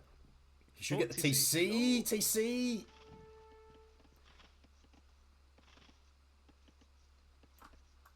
Oh, and now he's got a scout following. He will be up first, so he will have 15 seconds to get away. And here's the dock. There's no okay. hills on this map. No, they're right. There's not. So, first time, I reckon, all tournament that I have seen the second dock be towards the middle across. This is exactly what I was annoyed at, where everyone would make their dock and they're always docking. You know, your first dock's on one side of the crossing, and then they would dock away from the crossings. Whereas Zach realizes he's got a sneak, so he needs to keep the scout engaged, which he's currently doing, which is good. And now he wants to avoid a sneak against himself, right? So if Zach's got a sneak and Ace doesn't, then it's a really good spot for Zach. Yeah, I think the big thing as well is if you're going to be forcing land play, you want to have a closer dock so you can play fire, because that way they're going to have like really little space to market their galleys while they're also trying to look at land stuff. Because like the galley player wants to be far away, so they have time. They can like micro the galleys, run back, look at home, macro defensive stuff. But it looks like Ace kind of either predicted or somehow scouted that there was a landing stuff going on. And he's pretty much full walled that whole side. He still hasn't got the sheep though. Yeah, still hasn't got the sheep. Rest in peace, the sheep. And there is a range. I actually like that Zach's dropped the barracks at home as well. I know might be a bit awkward, but the fact he's got the barracks at home, it does kind of protect him against a sneak, right? It just gives him that one building of help against a sneak instead of 0 buildings of help. Not that you expect, like, the Japanese to play cav and the spears to be of use, but at least the spears. At least you can make some man-at-arms or something. I guess Zach's really making use of, like, the, like, having the extra wood at the start, right? Yeah. Like, he's got 2 docks, he's already produced the galleys first, he's killed one of Ace's fish as well. Yep. And he's only made two galleys and switching into fires. Meanwhile, Ace has not produced much of anything at the moment. Now is where... Oh, this Ville might be in trouble. No, it's all good. Yeah, this is where... Oh, he's actually docked the top. Ace has walked all the way to the north and dropped a second dock up there. So he's got some safe fish. Interesting. He's essentially given up the bottom bit, and then he's just praying that he doesn't get scouted at the top for long enough. And yeah, there's going to be the scout looking around. So Zach not killing the scout does hurt a little bit. And now Ace should see the archers are out. And it's double range forward. And there's a transport already. Yeah, like Ace made all his walls, but he's still open. He dropped the barracks, but he doesn't have a defensive range. So these archers will still get... They can just walk all around and still get pretty much as much value as if he didn't commit all this. So great spot for Zach, to be honest. Yeah, tower's coming up now. So he's forced the tower. So that's good. I do think, unlike the maps we're about to see, you do want the town centers here. If you can, especially when it gets messy, right? When it's the pure water, it's pure water. But when land's involved, I think you try to add a town center when the time comes. And yeah, definitely have to adapt to how the game's playing. But like in this type of game, yeah, definitely leads towards TC's type approach. So yeah, tower being forced is good for Zach, but there is obviously the stone covered by it as well. And yeah, situation really, really good for Zach on water as well. Be keen to see when that transport gets used. Oh, sorry, I was just going to say Zach added extra fish as well. So Zach's on like 7 fish now? Yep. Very And he did get those interesting. 2 sheep he stole under his TC now. Oh, yep, that's good. That helps as well, right? Less need for farms. And still producing archers. Meanwhile, Ace doesn't have a range yet. I think he's trying to get to Castle Age here, but no buildings. Yeah, and it just feels greedy, right? Like you're gonna get a Castle Age, but you'll have no Fidico, no army. You just have a defensive workshop pretty much. Yep. The question is, does Zach do like normally once you clear someone off water, you just patrol all along the shoreline, just to catch any redock attempts. The question is, how quickly does Zach do that, and how quickly does he see that Ace has a dock at the top? Well, that's right. Now it becomes... that's the lose condition now for Zach, right? A sneak, transport does some damage, and here we go. The Vil is going to try and go across with the scout. And it's got a space where it can land, right? There is a space here for that Vil and scout to land. And, I mean, that should alert... If the scout comes as well and starts looking around, that should alert Zach, because he's now walling the front. Yeah, the long palisade walls. I think one mistake from Zach is I don't think having like 14 archers does more than like 5 archers. Right. Like most of these archers are just hitting walls. So I think I would've like, you got the initial value, force tower, force walls. I think I would've cut production, added extra fish, and clicked up like 2 minutes earlier than he did. But he is up first. He is still up first. That's true. And here we go. Here is that sneak. And it's going to be a range. Zach could probably use a refreshed wood line. Still adding archers. I was zooming in on the same thing. I'm like, this is feeling like the Pacific Islands game. And there we go. Okay, so the walls are up. So if he now sees the scout, he should get very suspicious as to how it got there. Second tower from Ace is on the way up now. A minute slower. And is he adding anything on water? No. So he's just going to go for the counter attack. Now, which game was it that saw this happen? Was it Ace, Matthew? I think it was. I think it was a semi-final where Ace pretty much did the same thing to Matthew. Where Matthew had kind of won water, and then his only lose condition was essentially this. And then Cav Archers went wild on his base. Someone maybe in chat can recall whether that is the case. I think that's what happened. And then Matthew just had no answer because he just didn't have anything back here in his home base. Cool. So I guess the big thing is how quickly is Zach gonna have a TC at home? Because if he has a TC, it's at least he'll still made a garrison, right? And some safe wood. Yeah. And I will say I'm kind of getting tilted at watching the galleys hit the houses. But not like patrolling for any extra docks. And there's another dock on... It's on Zach's side of the pond as well. And there is a second TC. Okay, so you have a second TC now. You'll be able to take some stuff safely. But the Cav Arch... Yeah, it's going to be Cav Archers. Still waiting. And it looks like there's going to be a castle attempted by Ace. Yeah. At home. Ellie Ram coming out as well. If that was a mangonel, I think this castle doesn't go up. But I think the castle should eventually go up.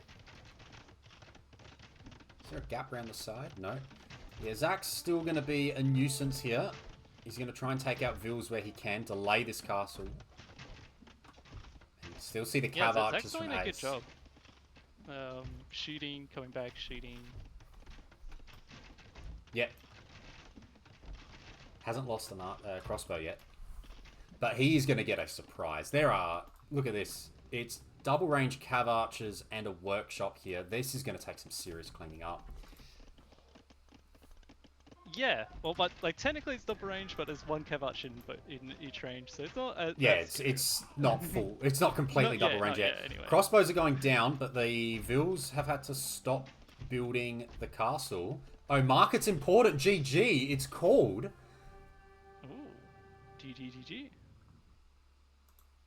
There you go. Didn't see that one. Market's important. There you go. Yeah, Zach makes it 2-3. Well played, well played. Gets away with it. Gets away with the transport and the lack of galley usage. Yeah, I think he really made use of the Javid, just extra wood. It's like just like as soon as getting rid of the opponent's fish like so fast is very nice. Especially if you don't like take any damage in return, right? Time to see the longboat macro. Yes. Well, it will be all about that that ballistics timing, right? We saw the prelim final, Div 1, right? We saw Robo and Soxy just going absolute ham with the micro, which is quite fun to watch. I'm just like getting the to ballistics lifetime here. Important, but it also depends like how good they are at micro as well. Yeah, true. Because like if I'm against Soxy, I don't prioritize ballistics as much because he's just going to out micro it anyway. That's the point. That's good. But Well, we might get to numbers. see it tomorrow. That'll be good. That will be good. Okay, so we are still match point for Ace, and we're on his second home map now. Viking Mirror on Aquarina. Yeah. Yeah. I think I wouldn't greed as many fish in this matchup as I would in some of my other matchups. Viking, it's like longboats can just bust down the walls, bust down buildings so quick with all their projectiles and the bonus damage. So if you greed too hard, you'll be later to getting production going, and they'll bust in and kill half your fish, and you're in a rough spot. Mm-hmm. Be interesting to see who clicks first here and the way they do it. Is either player gonna like big brain or smooth brain their way into thinking they need to do something different, or are both players just gonna back that fast castle longboats is the route? Yeah, it's interesting. I think in an absolutely ideal world, you want to be like up 1 or 2 pop behind your opponent. Right, behind your opponent.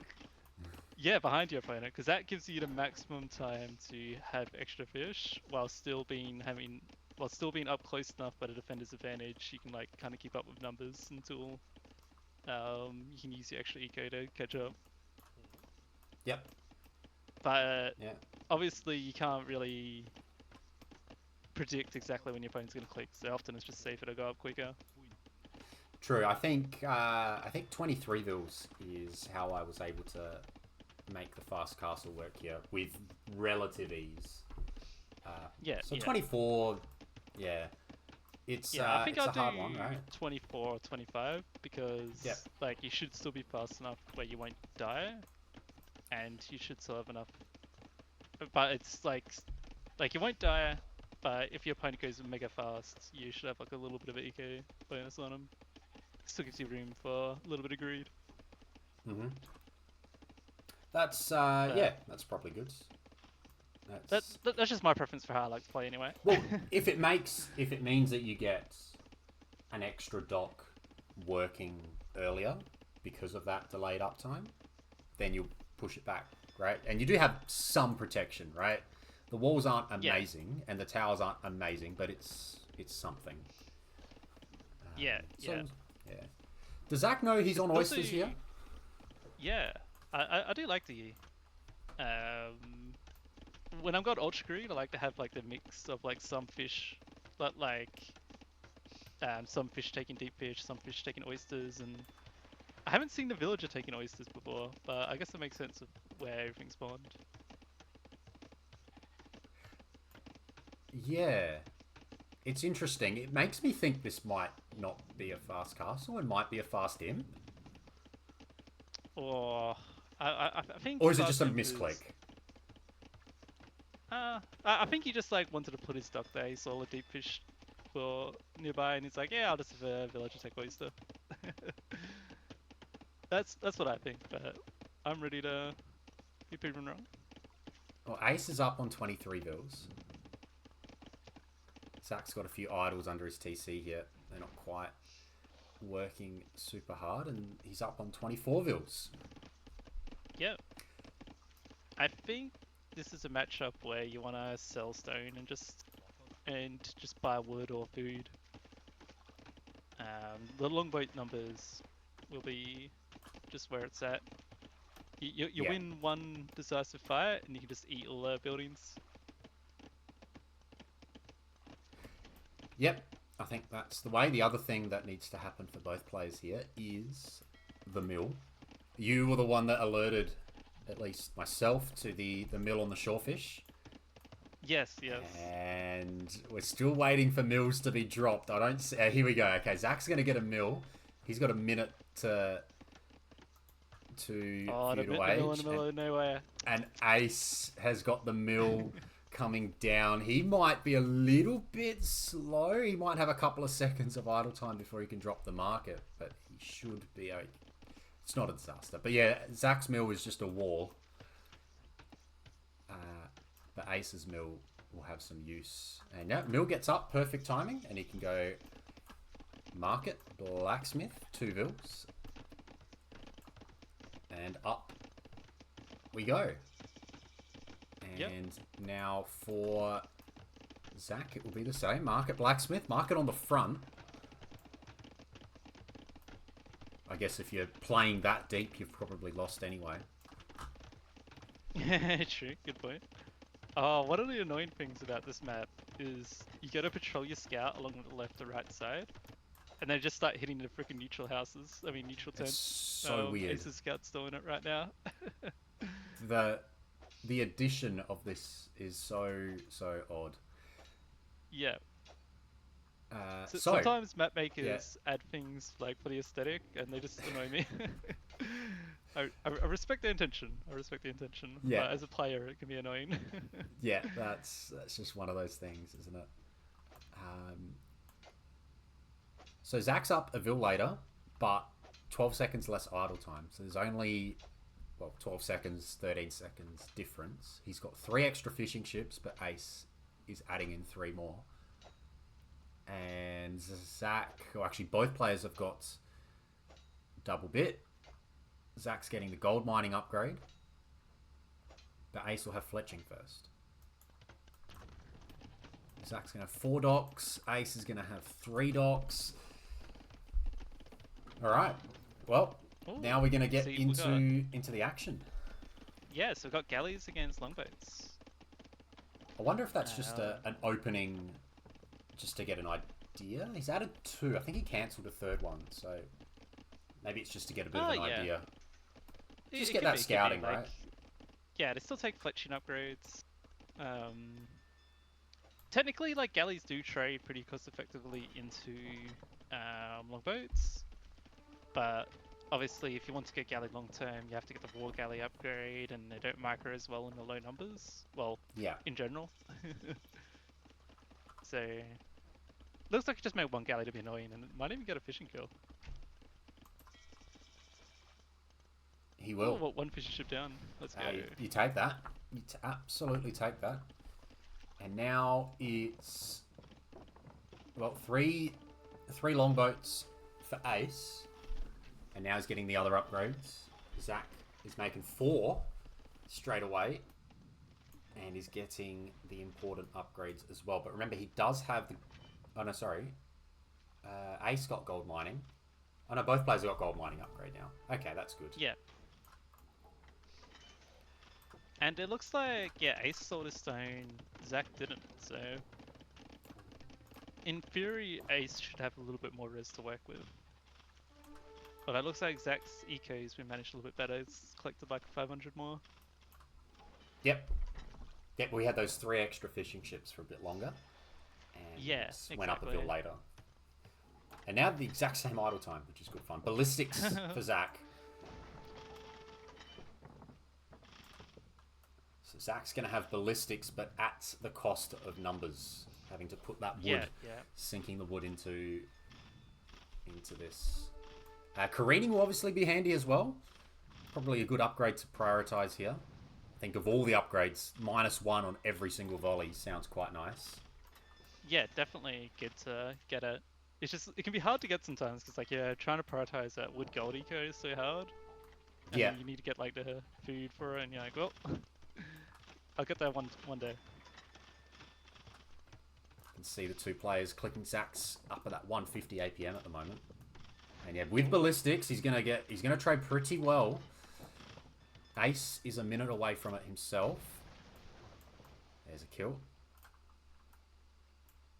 And yeah, so this is where it gets interesting. This is where they've got to almost...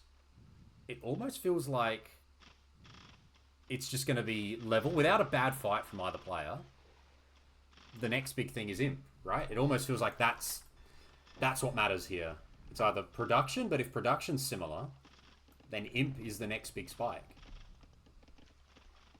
Yeah. Although, yeah, big thing will also just be like how the marker and stuff goes. It looks like Zach really took advantage of like the earlier ballistics. Like he was marking for a bit there, got a few good initial kills. Oh, got to pause. Just a sec, sorry, from Zach. Nothing too big. Ace is down a docking production, so we get to have a look there. He sent a Vil to Shorefish. I think he might be trying to add another one, another dock soon. But yeah, Zach's I don't got think being down at docking docks. production is too important at the moment because no one's got full production from all their docks. Yeah. Like Zach's only using 2 of his docks, only 1 in queue for Ace at the moment. Yep.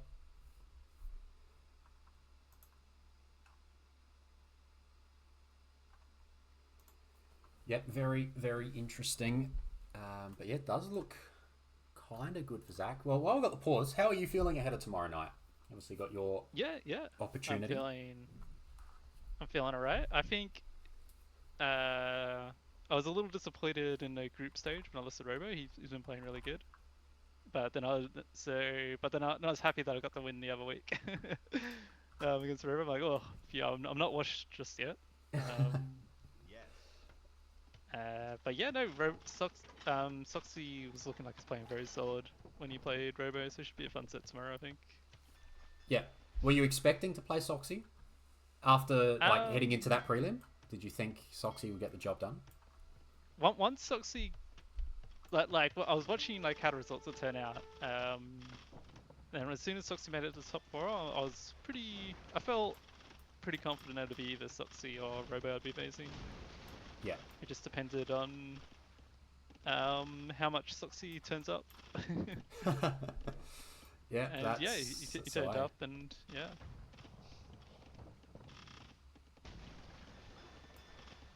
This looks really good for Zach. He's got double the numbers here. Yeah. This should be able to snowball into the lead, and then we should be able to go to game 7.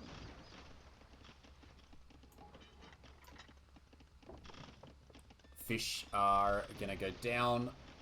I mean, with this advantage, you can almost prioritize that. That's fine.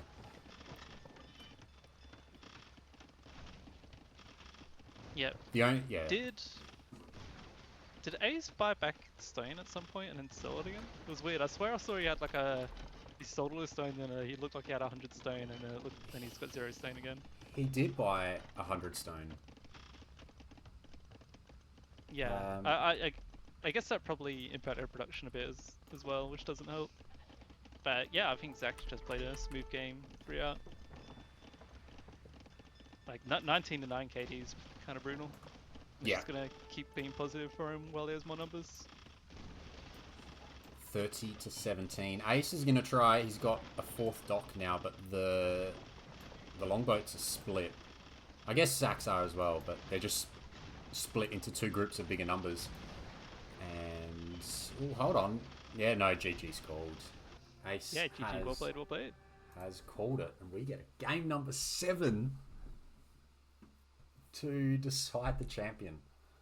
Well, you know, you never want a short set, and they turned up for it. They absolutely They gave us what have. we wanted. We take those. Yeah, and wow. And it ends on the best map of them all. Oh, It let's go. really does. It really ends in such amazing and like quick circumstances. It's not going to be one of those like Copenhagen, for example, which I know it wasn't a long game, but it's one of those maps that could be an hour slog without knowing who's ahead. Water Nomad will know probably within 5 minutes who's ahead in the game and whose it suddenly is to lose. So that will be Yes. that will be really, really exciting to see. Now, I would be surprised. Ace says, hang on, I'll just get this for everyone to see. Ace says, you're the better Viking to Zach, which is quite nice. Nice. So, Blue did say someone will get 3-1 ahead, multiple games ahead, and the other player will bring it back. And that's what's happened. So he got that part right, but I think he said Ace at the end. That was who he went with. Now, yeah, what are you on? We've got Water Nomad here, game 7. Where are you putting your channel points? Oh, good point. Good. As soon as you open a prediction, you'll see. Oh, prediction started. Oh, okay. Do I go all in? I think I go all in. You're gonna go all in, okay? And we're gonna get to see that. Yeah. All in on Zach. Damn. So it should be Italians, Portuguese. I'd be surprised if we saw Koreans or Shu here. I think you just want to make sure you've got a demo option. It doesn't hurt, doesn't hurt. It just it feels like you want it.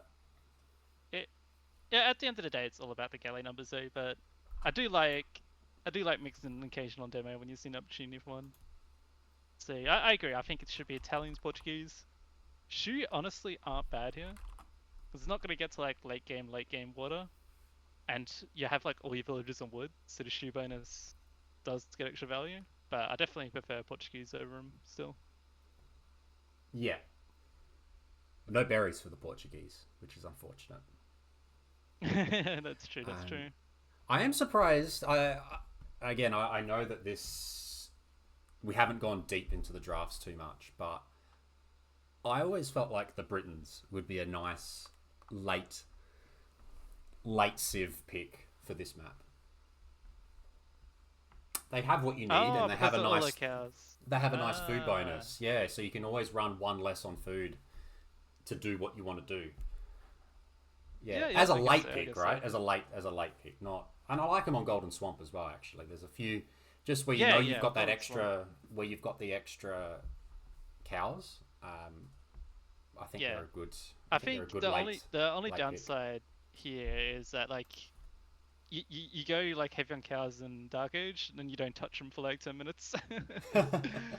Yeah, that's. But like as like a late pick, I could see him. Yeah.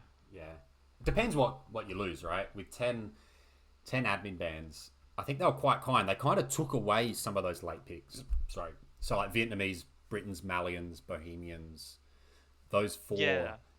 There's some late picks that we've seen. Malay probably the only early, like top tier pick that has gone down. But the 10 admin bans could be absolutely brutal in either of the next 2 sets, and then suddenly, the 2 players are scrambling, which you may have to as well, right? You may have to start thinking about your Burgundians and your Khitans and all the rest, and thinking about how you can use them. Honestly, I enjoy it when a bunch of good civs are banned, because then you really get to cooking. Yeah, well, that's it. You start thinking. Yeah. I think one of my earlier sets had that. Had it to a certain degree. It's much big. Like it affects it much more when it's in the best of 7. Yeah, and then this was trying to find that balance where it was like, oh, do we ban like 20 civs, which is what Aussie Ascension did, which obviously was a mix of maps and not just water maps? Or do you ban like nothing because it's water and there's certain levels of strength? But I think it does scale enough. Like it does gradually get worse, and you've got options to play and counterplay. And there's enough land on these maps in general, I think. Yeah, yeah. I think we get a good balance here. It was fun in the Aussie Ascension Grand Finals when I ended up being forced to bring out a freaking Bulgarians in Copenhagen. Yeah, see, that's something that's that's quite interesting. I'm happy without that. But yeah, it was finding the balance. I don't know if 10's enough, to be honest. Maybe it could have a third player ban or something. I don't know what the right balance is. We're obviously adding 3 more civs next year as well. Who knows how many more get added before another edition of this tournament. So, it makes it interesting. And, of course, there's 4 civs without Cannon Galleon right now. And those are going to get Cannon Galleon, which suddenly makes them more viable. Civ like mines, like they suddenly got a full navy. Or there's some maps where like Aztecs are viable suddenly. Like last I heard, unless they've changed it, the faster production does work for docks as well. Oh wow! Okay. There was a decently sized tournament set doubt against Viper on. It was like I think it was some variant of islands where there's like a center island, 2 neutral islands in the middle that had like 6-7 relics. And Doubt ended up playing Aztecs on them. Yeah, wow. Just because and just got them. He's like, yeah, extra production, bunch of relics, let's go. And he almost got it to work, but he kind of potatoed the early game a bit hard. And then obviously once he gets to late game, not having Cannon Galleons is kind of a killer. Yeah, that's it. That's the killer at the end, right? It's so good until that moment, or they're viable until that moment, and now we have that moment. And for these 2 players, we have their moment now. It is game number 7. It is the final game, and they're going to TC a fair way from each other. Ace's TC not quite on a wood line. He's kind of dropped that straight away. Zach, however, how nice is this wood line? He is going to have enough space behind him to take wood. He may actually want almost the reverse walls, to be honest. Like, instead of walling in front of his pace, he just might want to wall the sides so that galleys can't get behind his walls, behind his wood line. It's almost the base where you just wall in your TC and you drop a tower and you gold. Oh, I think this you have to. Well, yeah, this is the hard part, right? You kind of do need to drop a tower on this gold, I think, and that's what Chipmunk said in the chat as well. Gold's quite exposed, and TCs go up. And yeah, neither player has actually got gold super close. All right, let's see how they go with their houses, their production, and all the rest. There's actually no Water Buffalo under Ace's TC at the moment, which he'll need to quickly bring some of them in. He hasn't got the access to them yet. Dropping the house. Time to get on those Buffalo. Need to get up to feudal age here. So Italians will go up quicker, and Ace has to get loom. He gets loom. That's unfortunate. Yeah, that's kind of rough. Like obviously, like you kind of eventually do want loom, but I never click it until I'm in feudal. So essentially, Ace is gonna be a villager behind until Zach has to get loom. Yeah.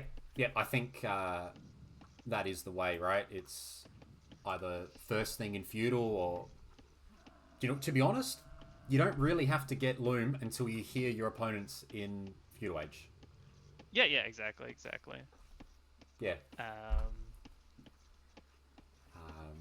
That's probably at the a best high time level, to get it. You can assume the other guy's probably going to be feudal around the same time as you.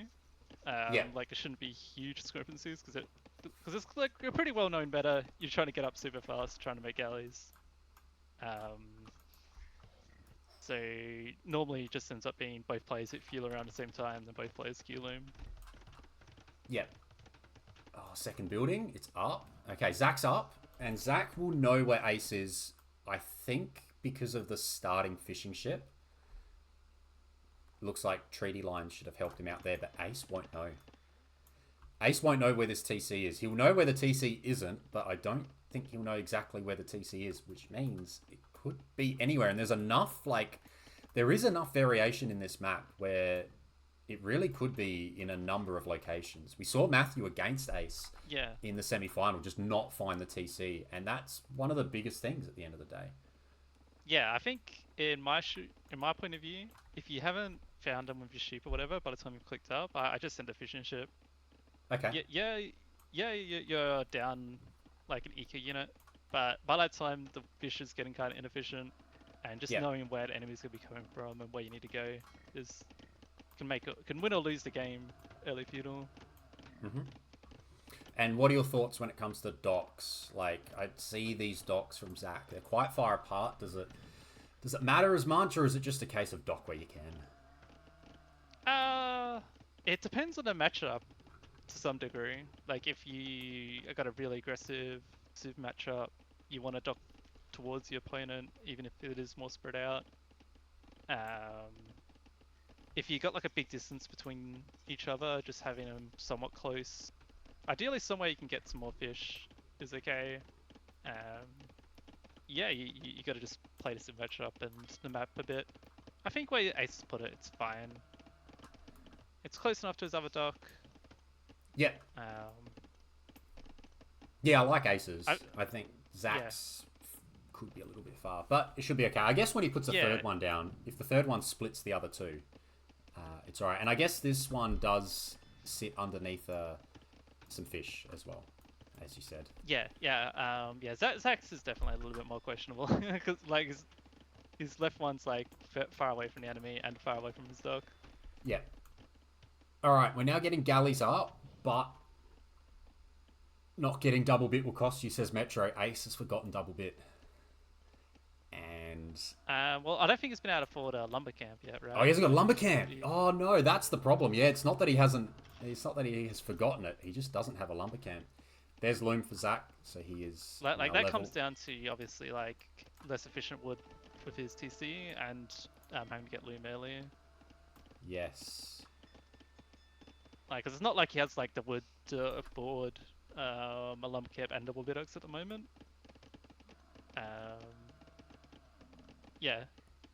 I'm sure he wants to get it, but it's just really tough on what he can afford right now.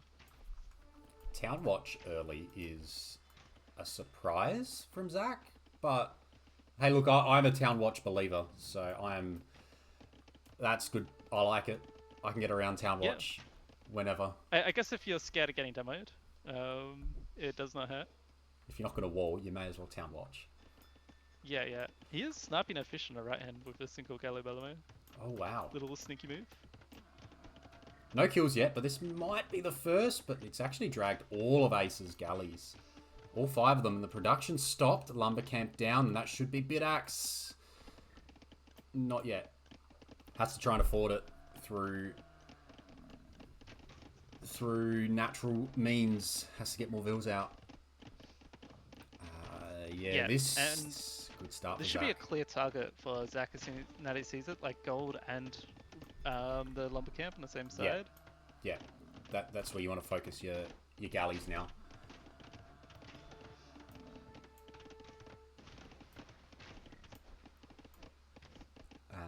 And demo. Oh, okay. Here's the demo from Zach, and this could be devastating.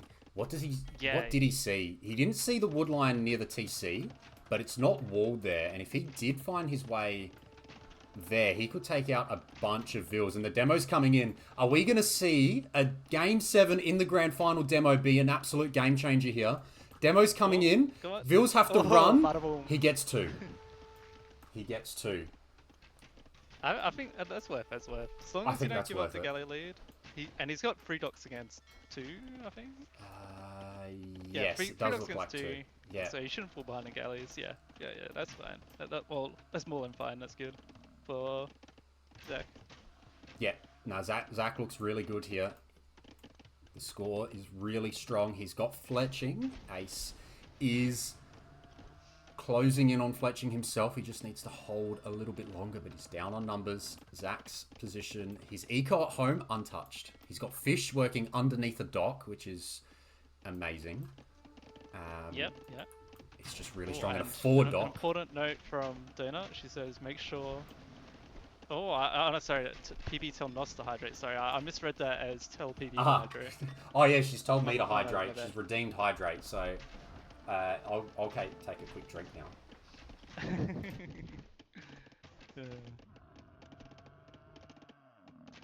But yeah, damn, just wrapping around to the woodline's nasty. Yeah, this is strong. This is strong for Zach. And he's on the gold. Ace is not on gold now. It's 23 bills to 29. You're playing for the grand final. Well short last game. GG says Ace. Congrats says Ace. Zach has done the job. Zach brings it back from 3-1 down, and Zach is the Girt by C Division 2 champion. Damn, yeah, well played. Congrats. Like well played in both, and like what a huge comeback from Zach. I'm sure he's very happy about it. He will be absolutely ecstatic. I think after game, which one was it? Game 3, where Pacific Islands, he just couldn't get a conversion. And then the castle in game 4, just like Copenhagen's usually an hour game, and it was done in 20 minutes. I feel like after that, you could easily just throw away game 5. And yeah, amazing comeback.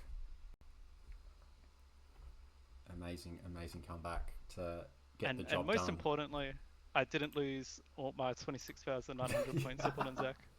That is true. That is true. You held on.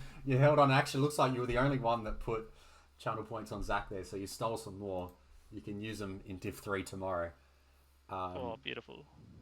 So that should be great. But amazing set. We got 7 games in, and we got a winner at the end of it. Zach, he's saying he's paced the lap around the house after game 3 furiously. I mean, I think that game 3 10-minute break came at a very good time for Zach. Everyone else will get the same. Obviously, game Div 3 and Div 1 will be the same. And certainly came at a good time.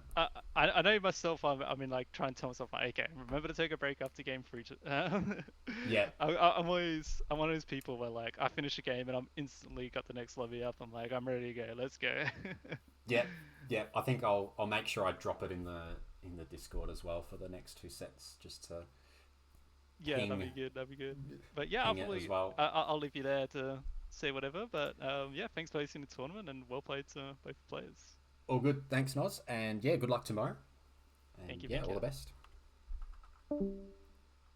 Wow. I cannot believe what we have just seen there. Big shout out to Noz as well. Amazing co-caster. And thanks to Blue earlier for jumping on for the first 2 games as well. We just had 7 games. Absolutely amazing. Zach, if you are around, feel free to jump into the GBS role voice chat. And if you want to have a bit of a chat and a bit of a debrief, feel free to. And yeah. Hello. Congratulations. G'day. Oh, thank you, mate. How does it feel? Yeah, good. Sweaty at the moment. Hopefully that goes away. No, yeah, good though. Very good. My my family has all come to support as well. I put it in the family group chat earlier, and they all are watching the stream. So shout out to them. That's awesome. They're great support. That is absolutely awesome. Wow, I don't even know where to start here. Let's start with today, right? So you had you had 7 matches lined up. What maps were you hoping for? Was there anything you were hoping to avoid? And did you kind of get the map draft you wanted?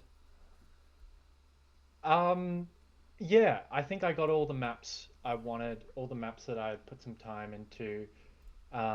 Maybe migration was one that I had put some time into that I didn't get, but that's gonna happen.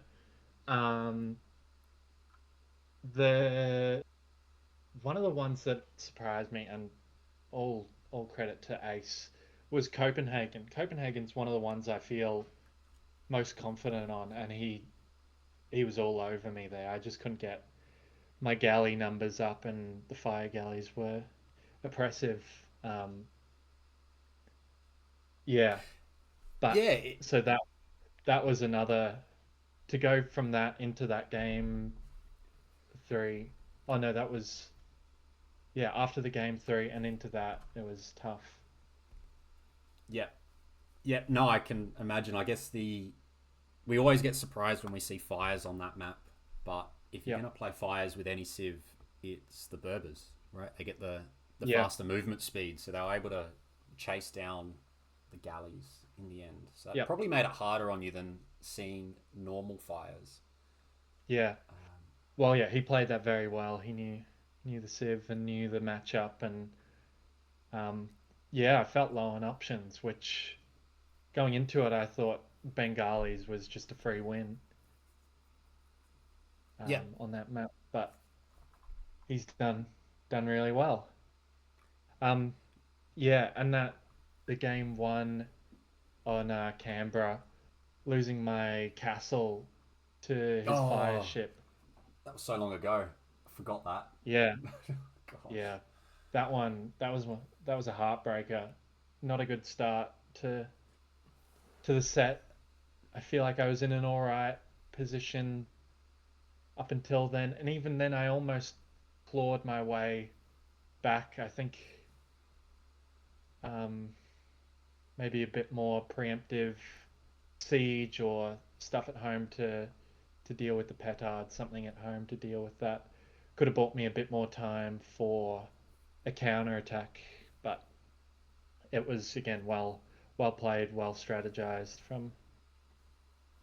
Yeah, from Ace. I mean, Ace didn't skimp out on the petards. He came in with about 11 Yeah, of them, so he yeah, really came made prepared, sure. and I think he had two to spare by the end. I converted Yeah, two, and maybe if if those converted ones I had set to kill their friends, then I might have could have held survived. on. But I mean, Yeah, that's whose hair are these days? yeah, exactly, exactly. That was good. And then Four Lakes was pretty smooth. Yeah, very aggressive on Four Lakes. You saw that.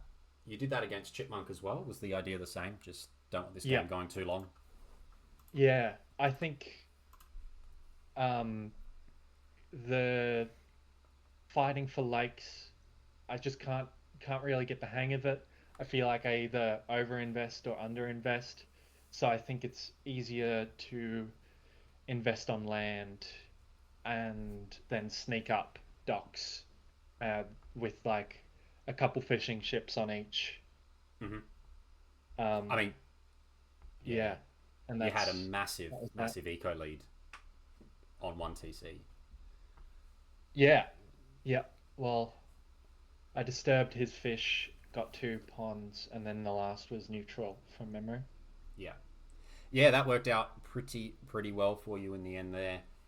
And I mean, Pacific Islands, that would have been annoying. So there's a bit of a monk bug at the moment, saying monks can't follow. Yeah, I don't know.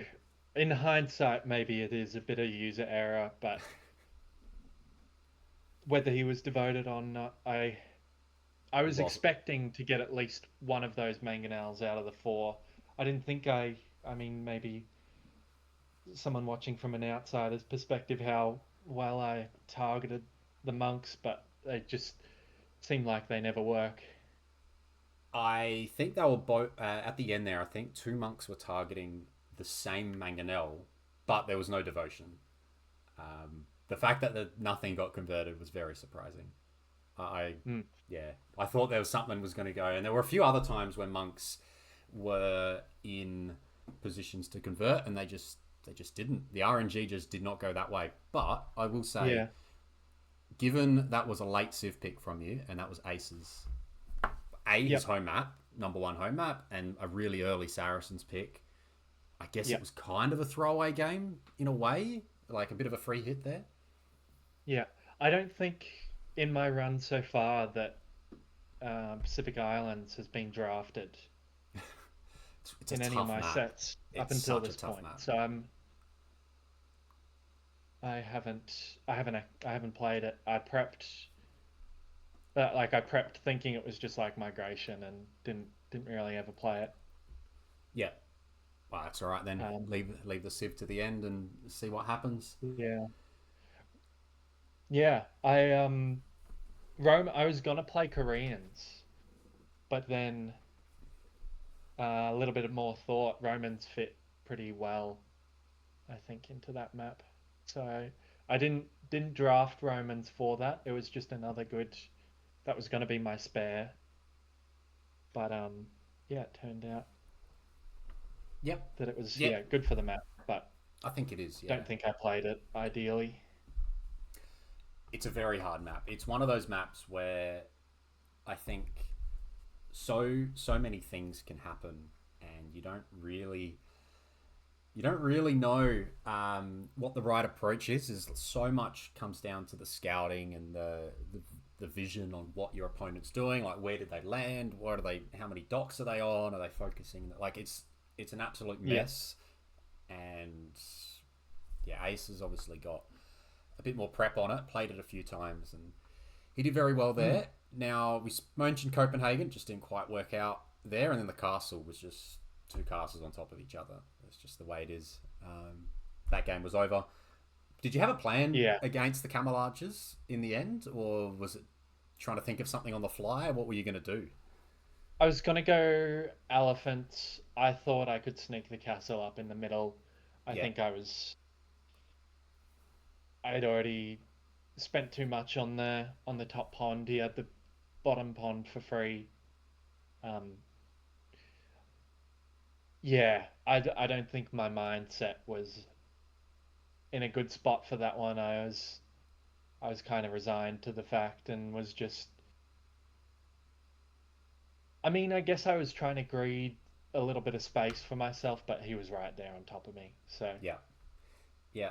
But you regrouped well for game 5, and well, we were surprised to see Dravidians, because Noz and I thought Dravidians would be held for game 7. But it worked out here. Good up times. Yeah. I drafted Dravidians for Water Nomad. I think that they're strong on Water Nomad.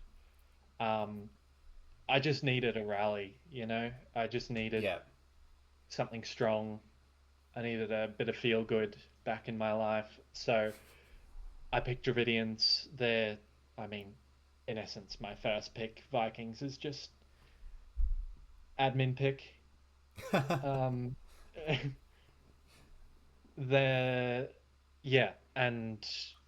it went pretty much to plan. I'm glad I didn't have to find out what that sneak up the top was going to eventuate in, because I did not clock that whatsoever. I knew that there'd be something going on. I thought it might have been a chipmunk-esque samurais in siege towers kind of thing. But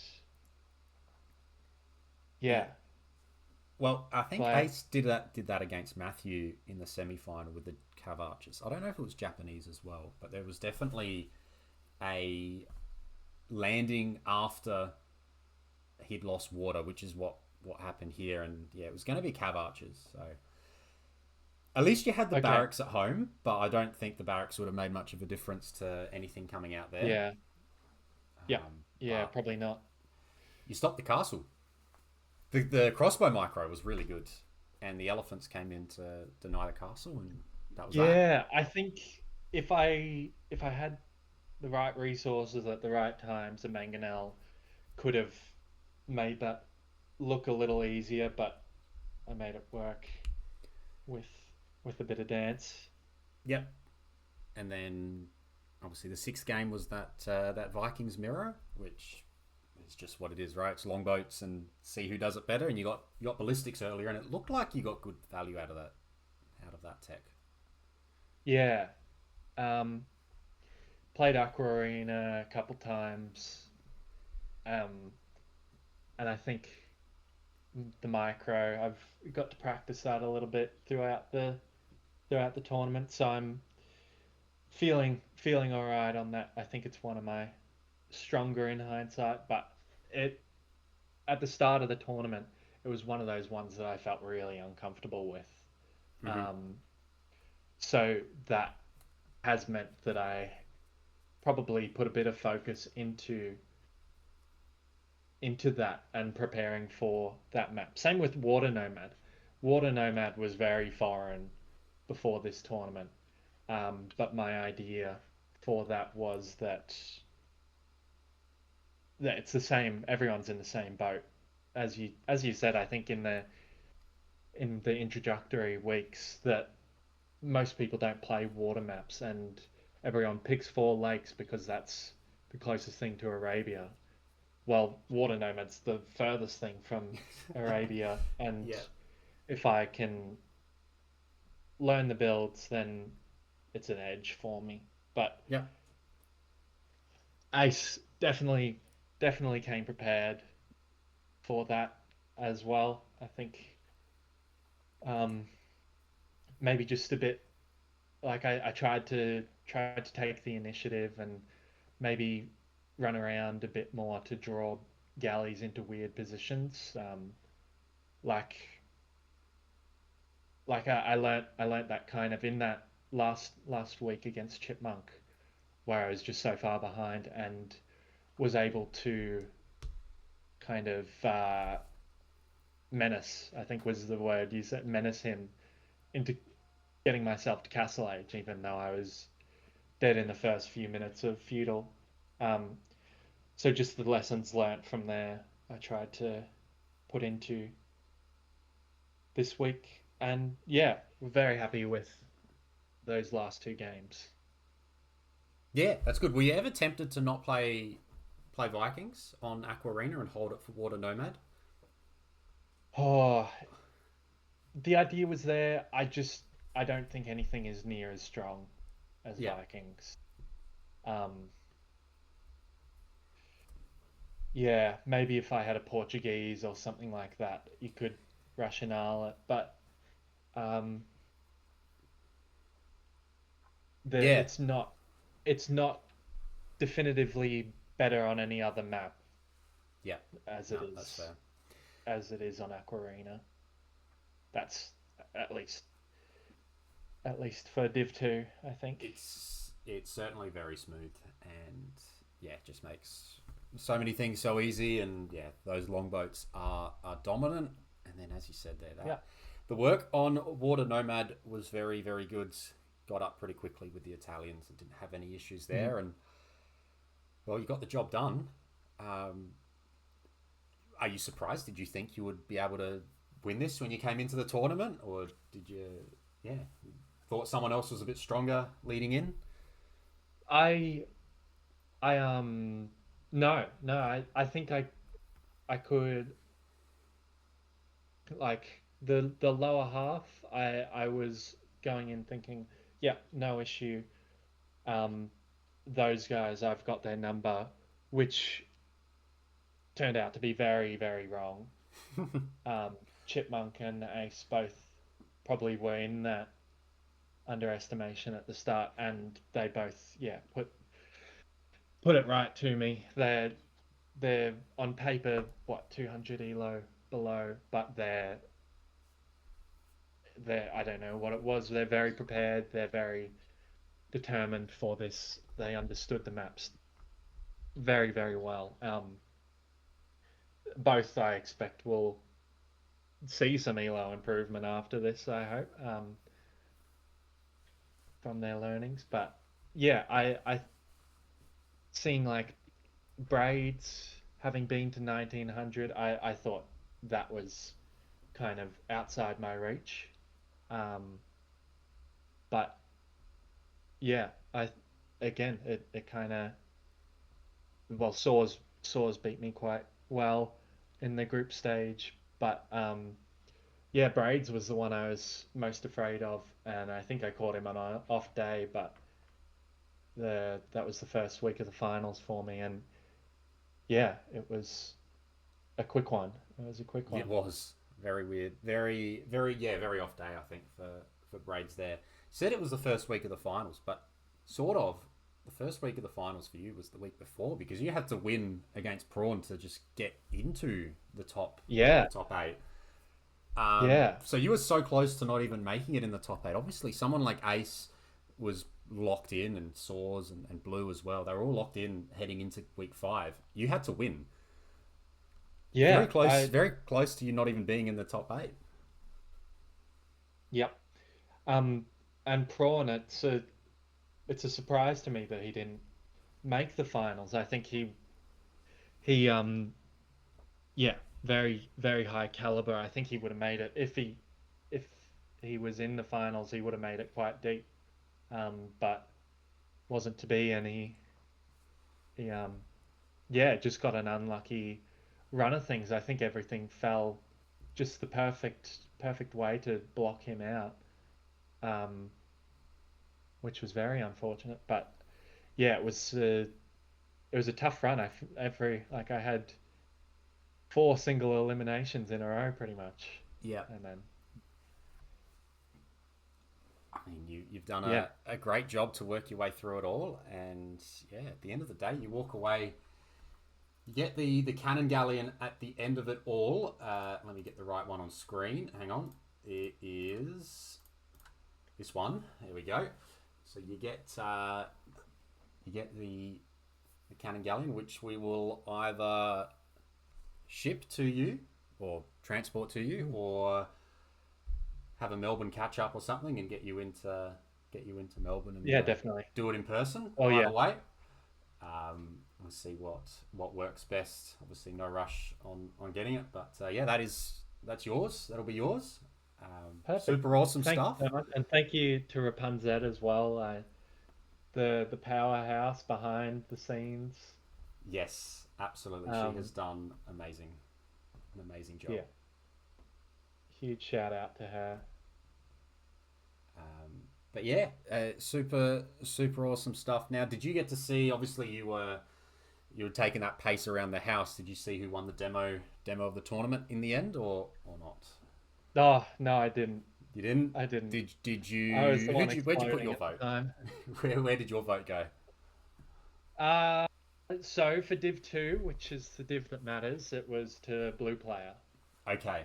Well, unfortunately for that vote, it didn't go that way. It went to TDI in the end. So the castle, I guess, in a way, it's similar to what Ace did with the fire ship against your castle, right? It's just a bit different, different but same. Yeah, But yeah, the demo of the tournament for Div 2 went TDI's yeah, way, which is quite good. definitely. Um, Yeah, great one.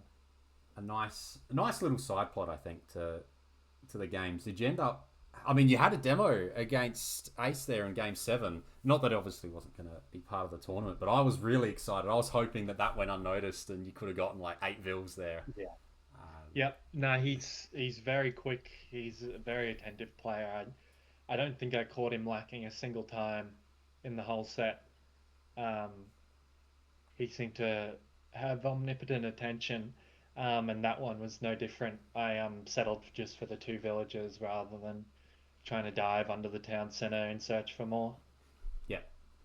Yeah. No, it was good attempt, and obviously I think you had another one that you didn't get to use in the end, but yeah, good fun, and well, you're the champion. You're the first one. We've got 2 more sets tomorrow, but you're the first one that comes through with a the number 1. Perfect. Thank you, Powerbug. No worries. Thank you very much, and yeah, congratulations again, and congratulations to Ace as well. Amazing Yeah, sets, and really well yeah. done to get through to the final and take it Great to to Game get it 7. on. Yeah. Thanks, mate. All good. Thank you.